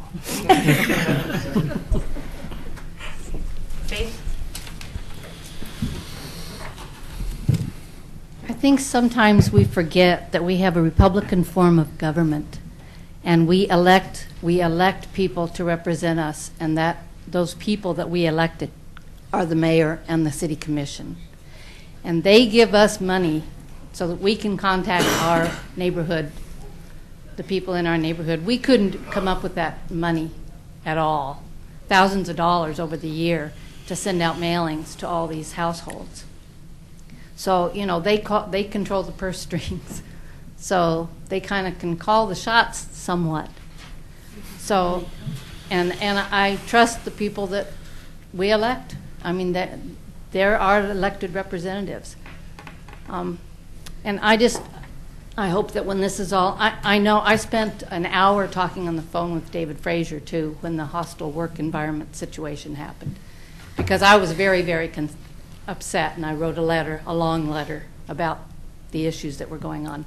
And I know that the lady that was sitting in that chair felt like it was a hostile work environment. And so it was bad in here for several meetings. And it wasn't, I know it wasn't a lawsuit, it was a threatened lawsuit, but that was ugly, and I'm glad we put that behind us and we're not going there anymore. But what he was referring to, that was the little red flag that went up that made us go under the microscope. So just trying to keep it in perspective, that's all. Jesse? Thank you, Amy. I have 3 points. First, as a response to what I understood the mayor to say, Mr. Mayor, if you're watching, I have to respectfully disagree with your characterization of city charter.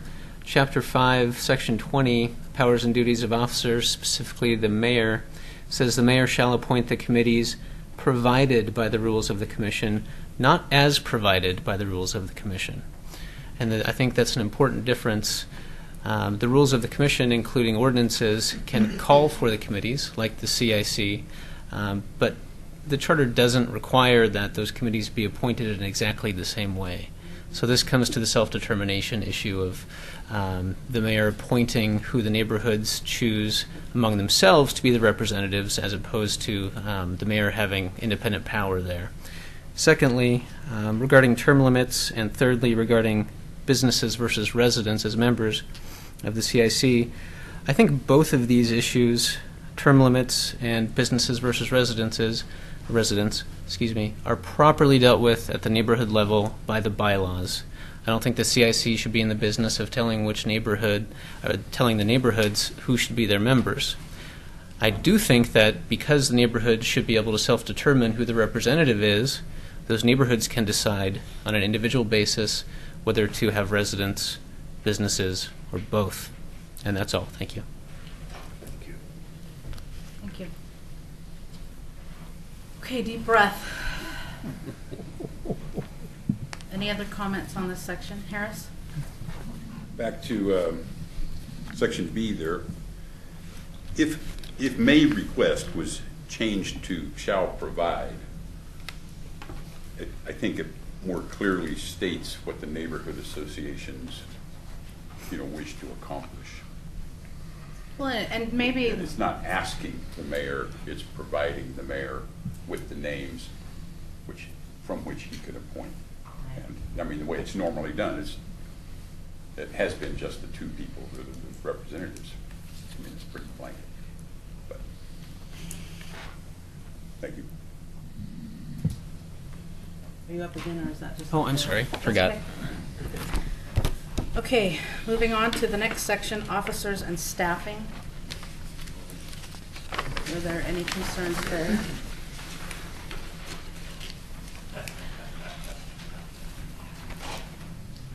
Jesse? Thanks. Again, this is coming from unanimous vote of the steering committee last month, McLaughlin Neighborhood Association.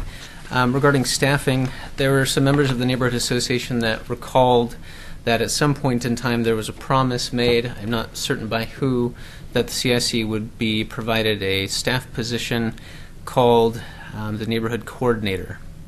And there's a request to have such a position, and as I understand it, that position would be one person as opposed to different staff members coordinating with each neighborhood, and they would coordinate programs, et cetera, et cetera. But I don't pretend to be an expert on this. I just heard the history of it. And that's all I have to say on that section. Thanks. Bob? I can find out where I am here. I don't agree with nominations and elections both in the same month and yearly, because if we have the nominations and the elections in the very same month, it doesn't give us any time to consider the candidates. I think that we should have the nominations one month and then the elections the following month. And I think that the leadership should be in position for at least 2 years, because it usually takes a year for a chair to get her or himself in the groove, so to speak.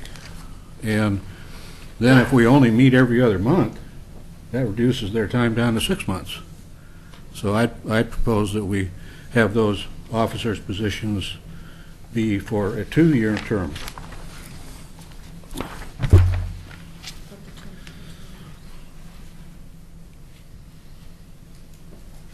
I had one question about the, under item number F, I think it's somewhere else too, but I can't remember right offhand, where it talked about that the city liaison creates the agenda. I would like to see the CIC have input into the agenda, and not just be told this is the agenda. I don't know how other boards and commissions, if the chair gets to help do that or have input, but because it is all the citizens, and I can't pretend to know exactly what everybody would like to hear or know about, I just would think that it would be nice to have some input in the agendas, and maybe that's your intent of like what kind of speakers do we want and whatnot, but that was my Tom? Yes, just as a follow-up to Jesse's comments, the document that he was referring to that contains that requirement is the comprehensive plan for our city dated June 2004. And that particular document, as I stated earlier this evening, was sent to Land Conservation and Development Commission, and they had to go through it and approve that that was the way in which Oregon City met their obligations under Goal 1.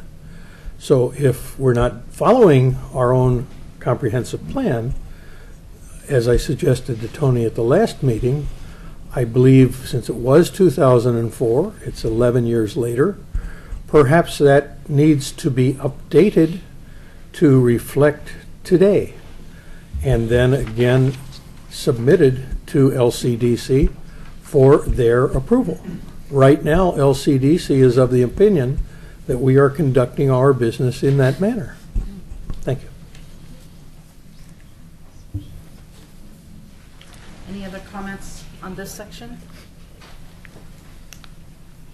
Okay. Next section, conflict of interest. Tom, do you want to say something about No. that? Okay. No, forgot to take it down, thank you. Seems pretty straightforward to, What did you skip? Organizational grievances? oh no, did I miss something? Yeah. Big stuff. What'd I miss? Grievances. Oh my goodness, I jumped the whole two next two. didn't I? Skip that page. Sorry. I'm still in my mind apologizing for interrupting the mayor. That was never my intent. Just as he was offended by me interrupting him, I was offended by information being presented that I knew differently, but that wasn't handled, and as a chair, that wasn't handled by me in the right way, and that's what's been going through my mind, so still apologizing for that. All right. .050, organizational procedures. Jesse. Thanks. So, as a personal matter, the word bi-monthly, biannual have always bothered me because the dictionaries define them two different ways, either twice a month or every other month. And I've never encountered a consistent application. I don't know if it's defined anywhere in the city code, but I would think a better way to be clear about it would say every other month if we were going to go with this scheme. As a matter of representing the neighborhood association in McLaughlin, we all strongly feel that monthly meetings of the CIC are very important, especially in consideration of the different neighborhood associations meet at different times. Every other month meeting of the CIC would not result in proper communication between all the neighborhood associations and the residents of the neighborhood, and isn't enough time for the people here to consider what they need to consider. Thank you. Brian? Yeah, I'll just read what this actually says here. The CIC shall hold an official meeting bi-monthly, which I assume meant every 2 months. And then it says the CIC shall meet at such times and places as may be fixed by the committee. And this either means that there's a conflict here or we can add more meetings as we see fit. And or maybe something just got left in from before. I'm not real sure. I think I had a question at that exact same me thing where too. it said special meetings may be called in accordance blah blah blah by the city manager or the city. Well, I think that's supposed to be manager, not manger. Designee. If the sentence before, is that meaning that the CIC can also call a special meeting, or is the CIC not able to call a special meeting? So if it's not a special meeting, then we do just have a regular meeting, and that I wasn't clear there of why the CIC wouldn't be able to call a special meeting. Could it? Yeah, I was really confused at that time. Did you? I think the intent was that if there was a conflict in meeting space, that instead of meeting here, we would pick another location. If there was a need for additional meetings, that would be determined by the city manager as designee.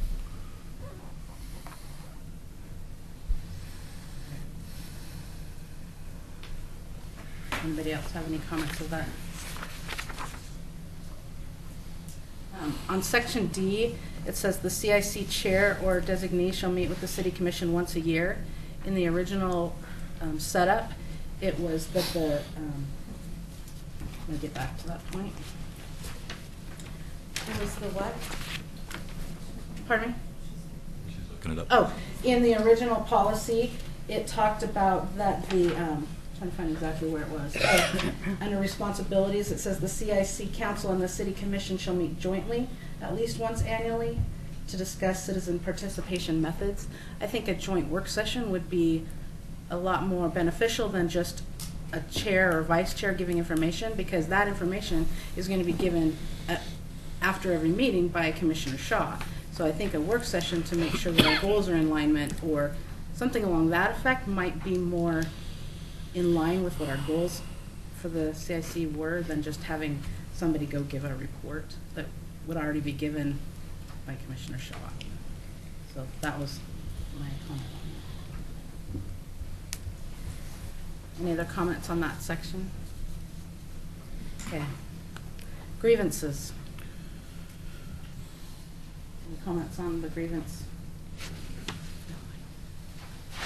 I did notice that when we wrote the, when we talked about, and I think it's referenced in here about the addressing neighborhood association grievances in, back at the .020D, but right here in this part, it just says that it would be for people directly impacted by, I mean, someone could put it in writing to the CIC by any of its member or a person directly affected. And so it doesn't mention neighborhood associations there. I don't know if that was missed or if that was down under C, C. That the grievance committee would study grievances directed in writing to the CIC by any of its members or any person considering themselves adversely affected by the CIC. And I think the intent, which we had stated earlier, was addressing grievances of the CIC and of neighborhood associations. And when we had that last neighborhood association grievance, that was imperative to be able to send it to committee and not have to have everyone here discussing it, which cleans that up a little bit. So just adding in that also by neighborhood associations. Joyce? Amy, it's because I can't hear everything you said, and so you kind of skipped ahead on me when I was still trying to understand, going back to organizational procedures, Section D, if I can comment on that. The other committees that are codified send once a year a representative, usually the chair of that committee, to a city commission meeting where they just give a report about what their particular group has done for the year, how they have met their goals. I think that's all that was meant in D. It wasn't meant as needing a work session to discuss how we're going to do things. It's just an annual report to the city commission. So maybe our interpretations of that are a lot different.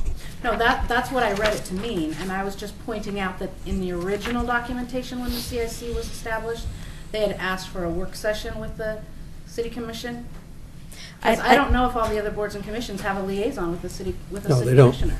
And so if that's a case, it kind of negates that need to just have me go report, or whoever's chair or vice chair, because they would be getting it anyway. That was just my feeling as the chair. Why would I need to go make a report if it was already being reported? Was a question. Not saying that that's the answer. Okay. I was just going back to the original intent of the language when it was first written. Okay. Well, I do know that at the city commission meetings, it would be nice to have the chair of the CIC to, once a year, give a report that goes out during the commission meeting instead of just having people watch these meetings here. No, but Brian gives a report at every city commission meeting following our meetings, so it would be redundant. Well, I may be given a report, Tom, but I think it's still good. I think that, like Brian does with the natural resources, you come up once a year to City Commission and tell what's happened and what your goals are for the coming year, which is good, So my point is I'll probably just be giving a little review of a little snapshot of what the City Commission's been doing, or CIC's been doing, but it's still good to have that once a year update from the chair or a representative that says, here's the goals, here's what we've done, here's the neat things coming on, and the good things. So that's always good to have. So Sure.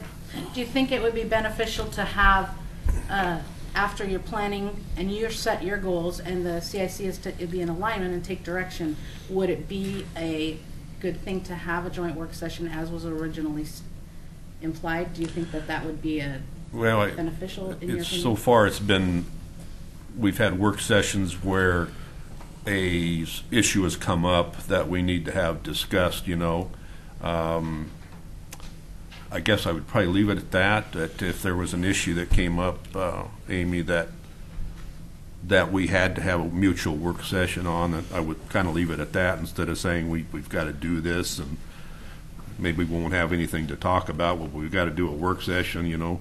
I'd rather leave it to where something has come up where we need a work session, because, and I don't want to think that we're overworked because everybody here has got a lot on their plate, but we do have work sessions quite a bit on all the things that are going on in the city, so that we kind of require immediate attention. And but I want to leave the work session open to where if it's needed, we will address it. Want to fill out a comment card, Tom? Okay. That we're trying to follow our. Okay, I'm sorry. I don't say anything. You can come up and if you want to fill out a comment card. Betty, I know you had your hand up too. If you want to fill out a comment card. I just can't call on the audience. I was just going to make the comment that in the previous 3 years with William and I, when we were all officers, we came once a year and made annual summaries of what we had accomplished and what we wanted to. So we did that every year in the last, well, when we were involved in it, Damon, I, and William, and Larry. That's all.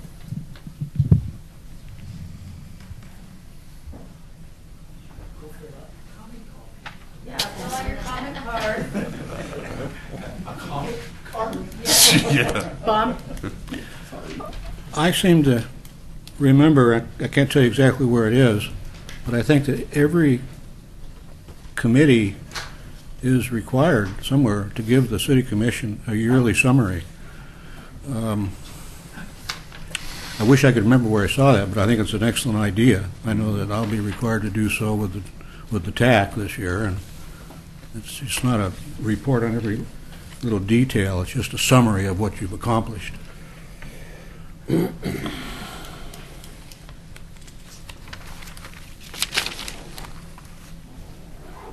any other comments under, we were under grievances, weren't we, though? Yes. Yeah, we had skipped, but then we went back. We went back, that's right. Any grievance? Questions? Okay. Now I should ask about conflict of interest, right? Am I going the right way? 6, Yes. 7, yes. Conflict of interest. Expenditures? Yes, I do. Bob? It was mentioned that the city could no longer afford to support this organization. I have to again refer to LCDC Goal 1. Let's see here. Financial support, the level of funding and human resources allocated to the citizen involvement program should be sufficient to make citizen involvement an integral part of the planning process. And then, where else? Part 6, financial support to ensure funding for the citizen involvement program. Adequate human, financial, and informational resources shall be allocated for the citizen involvement program. These allocations shall be an integral component of the planning budget. The governing body shall be responsible for obtaining and providing these resources.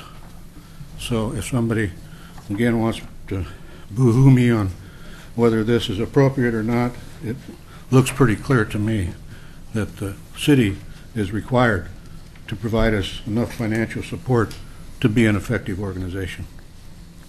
Tony, this is a different intent, wasn't it, or am I reading it? It was a different intent, but I Yeah. thought it had to Okay. do with financials. Okay, got it.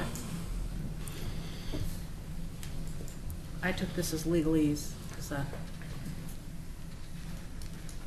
right. Are there any other comments that haven't been made that, besides we love you, Tony and Laura, and we're so. I'd just like to make one Bob? comment to congratulate Commissioner Shaw for taking on this. I don't know what you would call it, but Yeah, I know, that's where I'm at, too. Congratulations to you, and I'd also like to tell Tony Conkle that, I'm sure you're following direction of the city manager and the city commission, and that's the way the city works. That's the way it's supposed to work, and that's the way it is working. And just be assured that any pot shots toward you are only because you're the messenger. So. That's comforting. It's unfortunate that that's where we're at, though. It is. But it would be nice to work as a team, and that's what we're trying to accomplish, and it's pretty evident that there's a lot of work that needs to go on there in mending fences, and I mean, it's just obvious, you know, folks don't want to work with this, with how we're trying to address that, and so, you know, we'll have to go back and talk about, you know, how we can try to make this something that can work. You know, I don't appreciate the way I was treated tonight, so that's fine. I mean, I know certain folks in here have issues, and it was very, very evident. And a little disappointing, you know. So, with that, we have a work session with the City Commission, and we'll discuss it, and I'm sure I'll have some direction. I appreciate that, Bob. You know, we are the face, and we're the ones who get punched. So I was a little confused. I've been there too. Yeah. Sorry. My understanding is that work sessions don't allow for public comment, but the mayor made a comment that he would be willing to take public comment. I know. So I don't have a good answer there. Okay. We use the public comments at the discretion of the commission. So that was a new one for us as well. Mayor Neely was pretty, you know, it was hard to find. He was begging people to come talk. The last work session we didn't take any public comment. So I agree. I'll have to clarify that because I don't have an answer for you right now.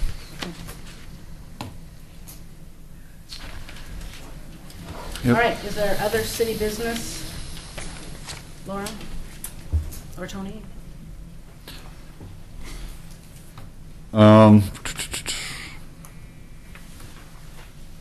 You know, at this point, you know, we'll summarize and we'll just send an email out to you folks of a list of things that we have for city updates. Tony, you need to talk into your microphone. It's hard. I'll provide it in an email response. Yeah. There's nothing in here that's urgent. I didn't mean just this. When you were going over the document, you were hard to hear. Okay. So the city will provide updates of what's going on in other city departments or things that we hear about, and we'll provide them to you at the end of each meeting in this update. But now we'll just do an email. But you'll see that on every agenda moving forward. Great. Okay, Neighborhood Association update, which is roundtable. We'll start with Bill. Haven't heard from you tonight. Okay. So our next scheduled meeting is March 19th. Does that sound right? Yeah. Thursday, March 19th. We're going to have a presentation by Kelly Musburger, our planning liaison. We're looking forward to that. And we're also going to have a presentation from Captain Geiger to talk about what's happening with the fire district. And I'm sure what's happening with the proposed ballot measure and everything associated with that. Gary? I have nothing else. I have nothing else. Okay, Two Rivers met, let's see, a month ago, and it was our poorest attended meeting yet, but we intend on changing that. We're going to be talking about CERT on the next, and its potential in our next meeting. And we're also having a lull in land use applications there. We're in fact thinking about going back and seeing if they've actually carried out the plans they got approved or not, you know, because some of them aren't. But we'll see. Linda? We had a great meeting. We probably had 30 people who attended. We have outgrown our meeting spot. We have a new place where we can hold up to 40 people, and we have a plan B in case we need to go further with that. We were able to support a new construction in our neighborhood with a letter that we wrote to the HRB, a unanimous support. And we also wrote a letter of support for a grant for the Highway 99 Sunrise project that's coming up here. And at our next meeting, we're going to have Scott Burns attend. And he is the rock star geologist, so I'd like you all to come April 16th at our new meeting place in the Methodist Church of Oregon City. Same parking lot where we've been, just a different location. And we also, in our steering committee, wrote a letter to David Frazier in regards to the CIC and the information we had. And he seemed very concerned. He did call back. We had a nice conversation as well. And we're very proud, we being somewhat of the center of the controversy that's been flagged over the last 8-9 months, have, really dug deep and gotten into the neighborhood, brought a lot of people into it, as remarked by Linda, and the turnout has been continually growing. A lot of people participating, volunteering, and participating in a new neighborhood, and with a lot of neighborhood voices. And I think to be maligned as perhaps I guess it's now called the ethics complaint, that being the center, I think we've taken upon ourselves just to reiterate and gotten back into the neighborhood and got a lot of activity with people participating again and volunteering. And I think we should be proud of that, and it should be an example that we should share here at the CIC, as opposed to like taking the other road where like we were the cause of the difficulty and dissension. Thanks. Thanks, Dennis. Tony? So we had a meeting last month for Berkeley Hills, and turnout wasn't really good, but we had a lot of our speakers show up. Brian was there as well, and we had an interim election for officers. So we have Mark Matheson in the back as the vice chair, acting vice chair, and then Betty Mum is also part of the assistant mayor in my position, and she will be the neighborhood's liaison directly with the CIC. So if I'm not here, she's definitely my number 2 person. Can you send that to Barbara, please? We need documentation for that. Okay. And we have a secretary now as well. So next Tuesday, we'll be holding our steering committee meeting for the Berkeley Hills Neighborhood Association. And by the next CIC meeting, I'll give you guys updates on that. Upcoming meeting for the Berkeley Hill neighborhood is in, I think, second Tuesday of April. Yeah, but we'll talk about that more next Tuesday. Yeah. Our steering committee set our goals for the next year till we come up with more. Traffic calming issues, which I've mentioned here before. Making sure that we get instituted an accurate and effective noise ordinance. Staying involved with the public works development and changes proposed. Staying involved with the new library edition, and making sure we're involved with the changes in CIC, and a concerted effort to be knowledgeable about protecting historic properties. And then the other thing was that we're concerned about removal of trees and want to get some pressure put in that people not just say it's the leaves they don't want to rake or something. That's pretty much it. Thank you. Jesse? Thanks, Rita. Nothing to add. Tom? Yeah, several items. Number one, just as a point of information for you, Linda, you may want to create a sign to put in the lobby of the church, because our meeting is the same night, and we've had a lot of problems over the last couple of years having joint meetings with South End being in the same building. Yeah. People go to the wrong meetings, so. We're going to do that and get there early, because you've got nicer chairs than we do, so. That's the way life is. What can I tell you? We've been sitting in those chairs longer. Yeah.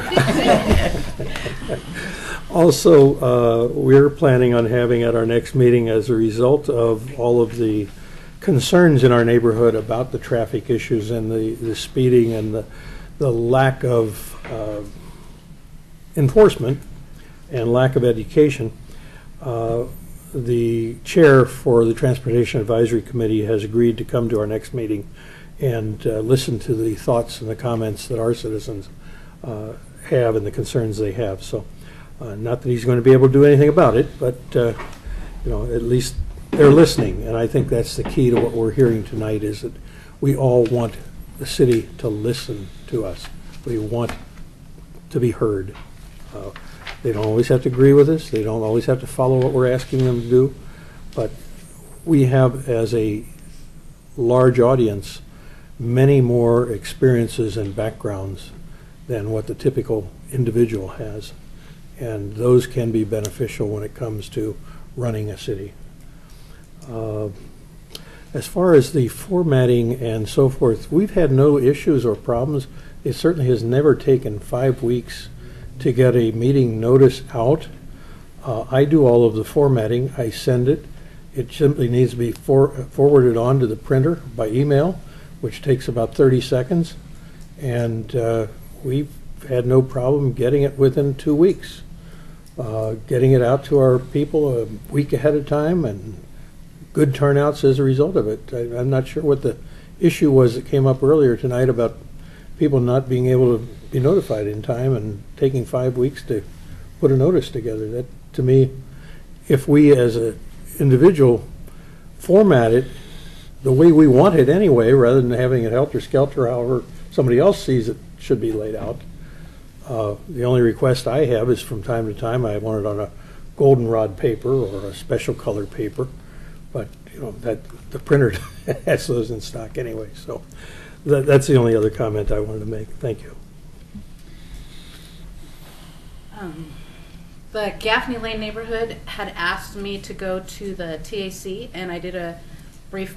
I brought up a concern that we have regarding parking on Garden Meadows, and so that's going to be on an agenda item at their next meeting in March. Martin and I had discussed that a few months back, and I just hadn't been able to get there. So we're very excited about working with them. We've had really good success in working with them, and we're asking for some parking things to be done there. I think when I was discussing with Katie about the timeline, and you guys can probably say, not everybody turns in something as nice as you do. Some people have just a handwritten thing and then they have to typeset it. And so I think that's the goal as part of the moving forward, is that we'll have something that we can all work with, so that if that's the direction we decide to go, it wouldn't take as long. But if you're starting from scratch, it certainly takes a little bit longer. I think that's all I had for Gaffney Lane. I, as a secretary of the CIC, I attended 2 neighborhood meetings last month other than the Park Place neighborhood. I went to the Kenema neighborhood. They had a fantastic meeting, a great turnout, and we were jammed in there, standing room only.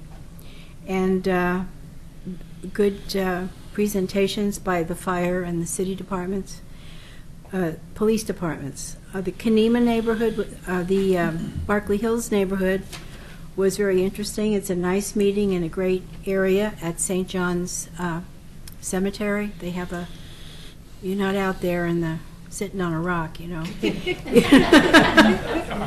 It's a very nice building, and it's a great, and open to requests, you know, if it's for a city purpose, you're welcome to use it. I'll let Bob report on the Park Place neighborhood, but I do want to comment that I think part of the reason that the city staff doesn't really understand what we're about is they don't come to this meeting. We've never had a commissioner here until now to take message back as to what happens here. And according to the record of people that listen to the tape, I doubt very much that they've had time or opportunity to listen. You all have jobs. Betty can probably attest to that. But I think it's good that Brian is here, and I'm happy that he's here, and hope that he reports back you know, meaningful things that we've done here. Yeah, and Daphne didn't come. Daphne would have been the first one since I've been on this, which is almost 2 years. I do have a question about the sign ordinances. It seems like quite a while ago that I sent some pictures in about illegal signs in the Park Place neighborhood. There's a store that's wallpapered outside with signs, cigarettes, liquor, you name it. It's just an eyesore on Front Street. And then there's another huge sign for a house that's for sale. It's been there it's at least a 3 by 6 foot sign. The house isn't going to sell, it's going to fall down first. So what's happening with the sign ordinances? The sign code has been approved by the Planning Commission and recommended to the City Commission for their consideration. We've had one work session with the City Commission, and we're having our second one next week. So depending on what kind of guidance they give us, we'll then start that adoption process. There's also, as part of that, was the implementation component, because there's no funding additional to implement the code, so we've had to come up with a way to work within existing resources to try to implement that, and that's been coordinating with multiple other departments to assist planning to start implementing the non-conforming and the illegal signs that are up. Until that happens, the proposal originally was, until we adopt the new sign code, do the education part of that as well, because while you certainly have issues, where we mainly see those issues are in commercial zones, occasionally in residential, but mostly in commercial zones. And so how are we going to work with the Chamber and Main Street Organization and those businesses through an education component as we roll out those new regulations and then start enforcing it? But they are in violation of the code. Right now, we don't enforce the sign code unless it's a safety hazard. Reading the billboards on this one particular store on the corner of Front and Holcomb, it's distracting. It really is. But anyway, it is what it is. So, and I will be absent in April. So Is just so someone you know. willing to take minutes at our next meeting? Betty? I will. You will? Oh, thank you.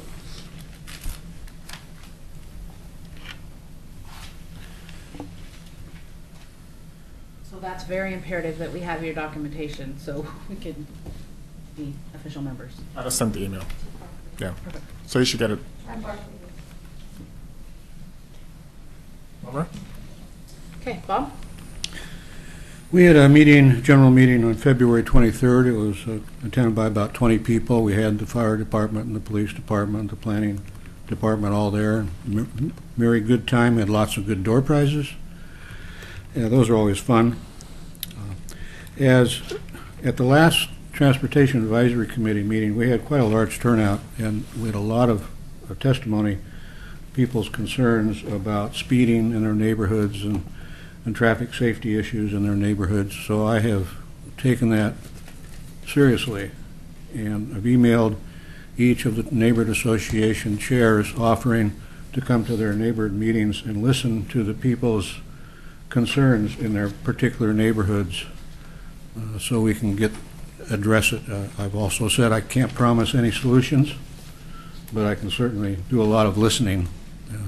That's what I intend to do. I've heard back from about half of the neighborhood associations so far, so that's my intent, is to try to listen to the people, and maybe we can come up with some solutions with the TAC.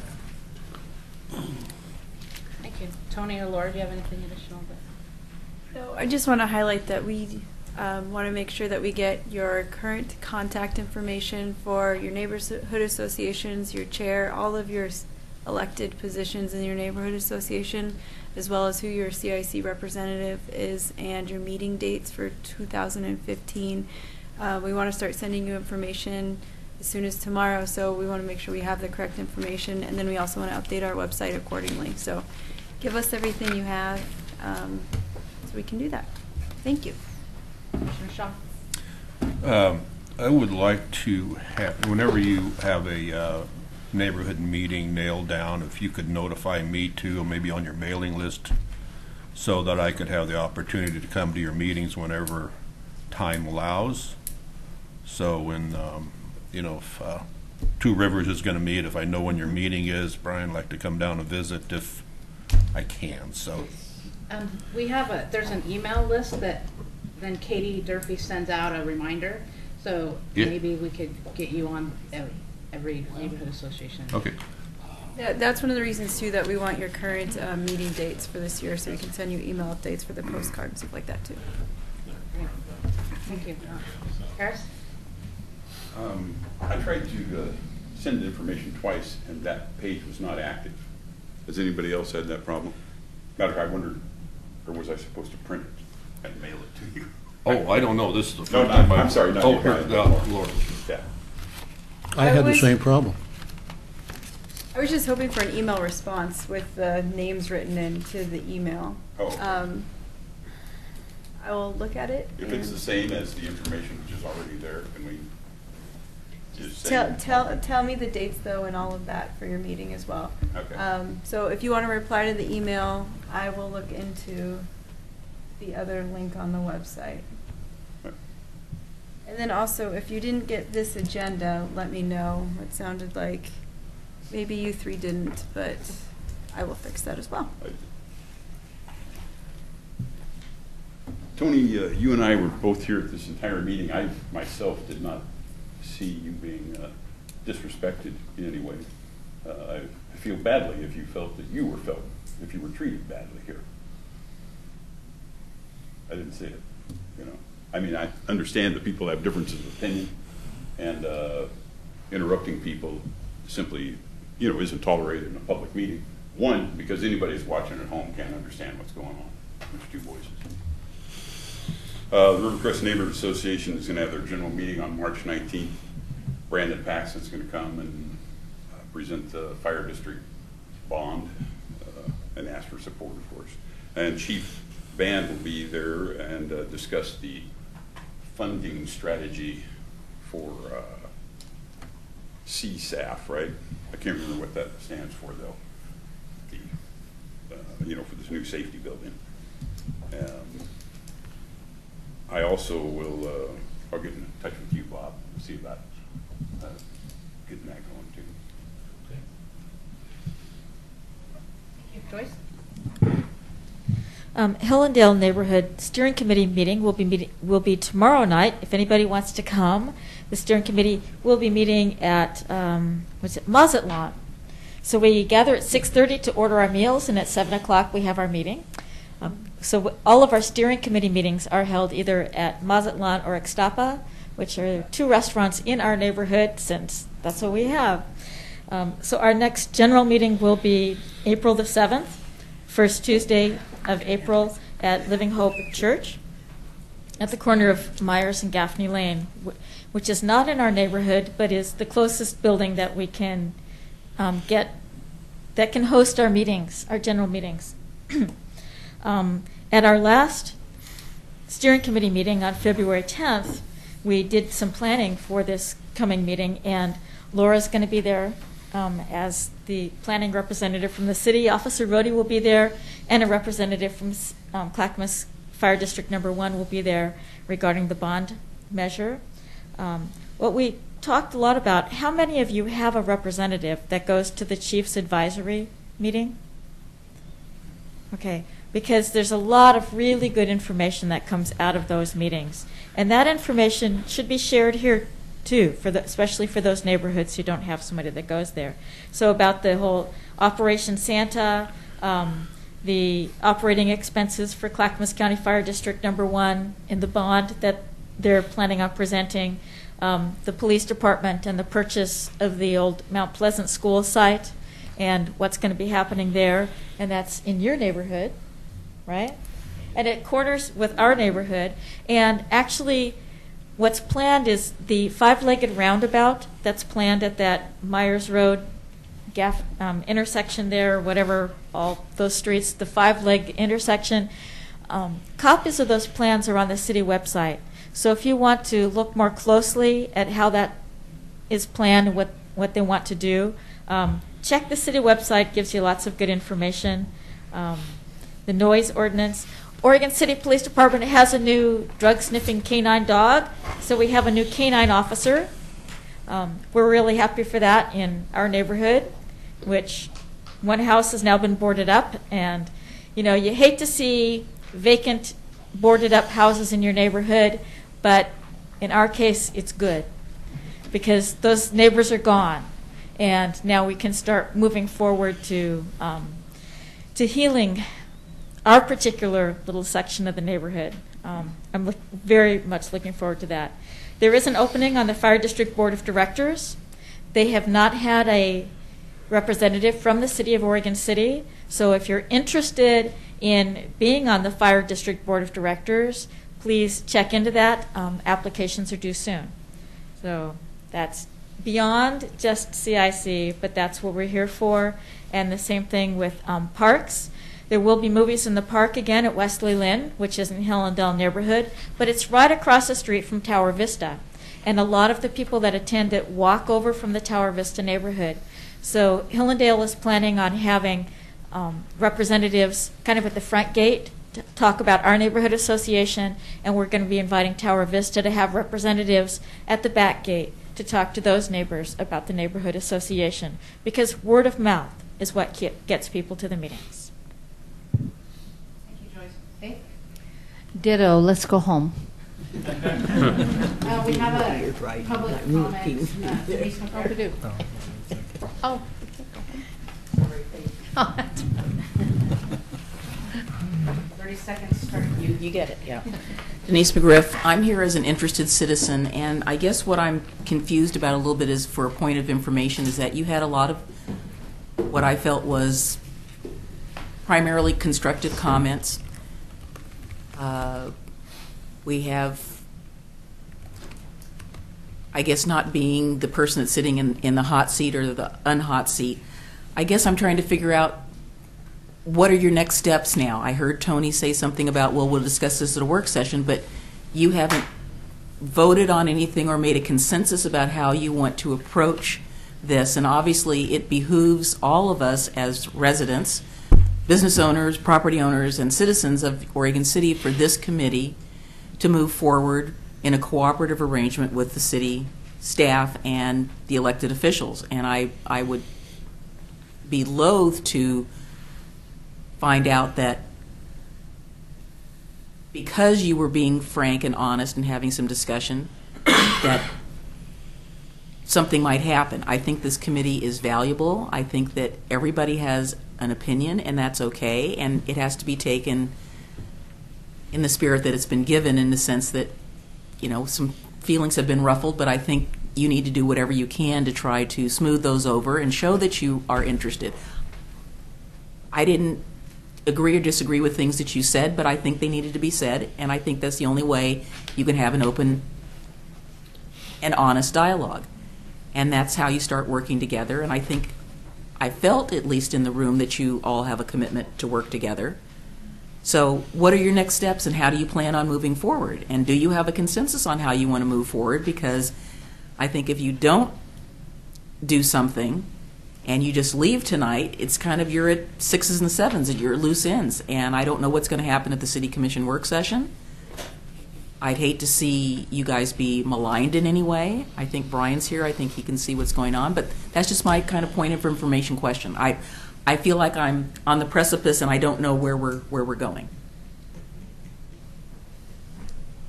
Oh, and you can announce our little meeting tomorrow, next Tuesday night, if you like. Anybody? Why don't you do that? Well, you've got the floor. Next Tuesday evening, Denise is going to continue an educational process for neighborhoods who are interested in learning more about land use. To date, it has been extremely effective and informative. We know much more about land use and how to deal with situations as we come before the Planning Commission as a result of the fine efforts that Denise has given us and the information that she's been able to share with us. And the thing that's unique, I think, about Denise is that sometimes we don't necessarily trust people in a planning department, particularly when Metro is trying to force development in the city. Denise has worked on both sides of the counter, and she tells it like it is. And I think that's been the thing that's been most helpful, is that we better understand where Tony and Laura and Pete and so forth are coming from because of that. Is that meeting Tuesday, March 10th? Yeah. That's the Yes. same night as the work session that the CIC would be. Yes, we won't be there, sorry. I let the people choose the dates.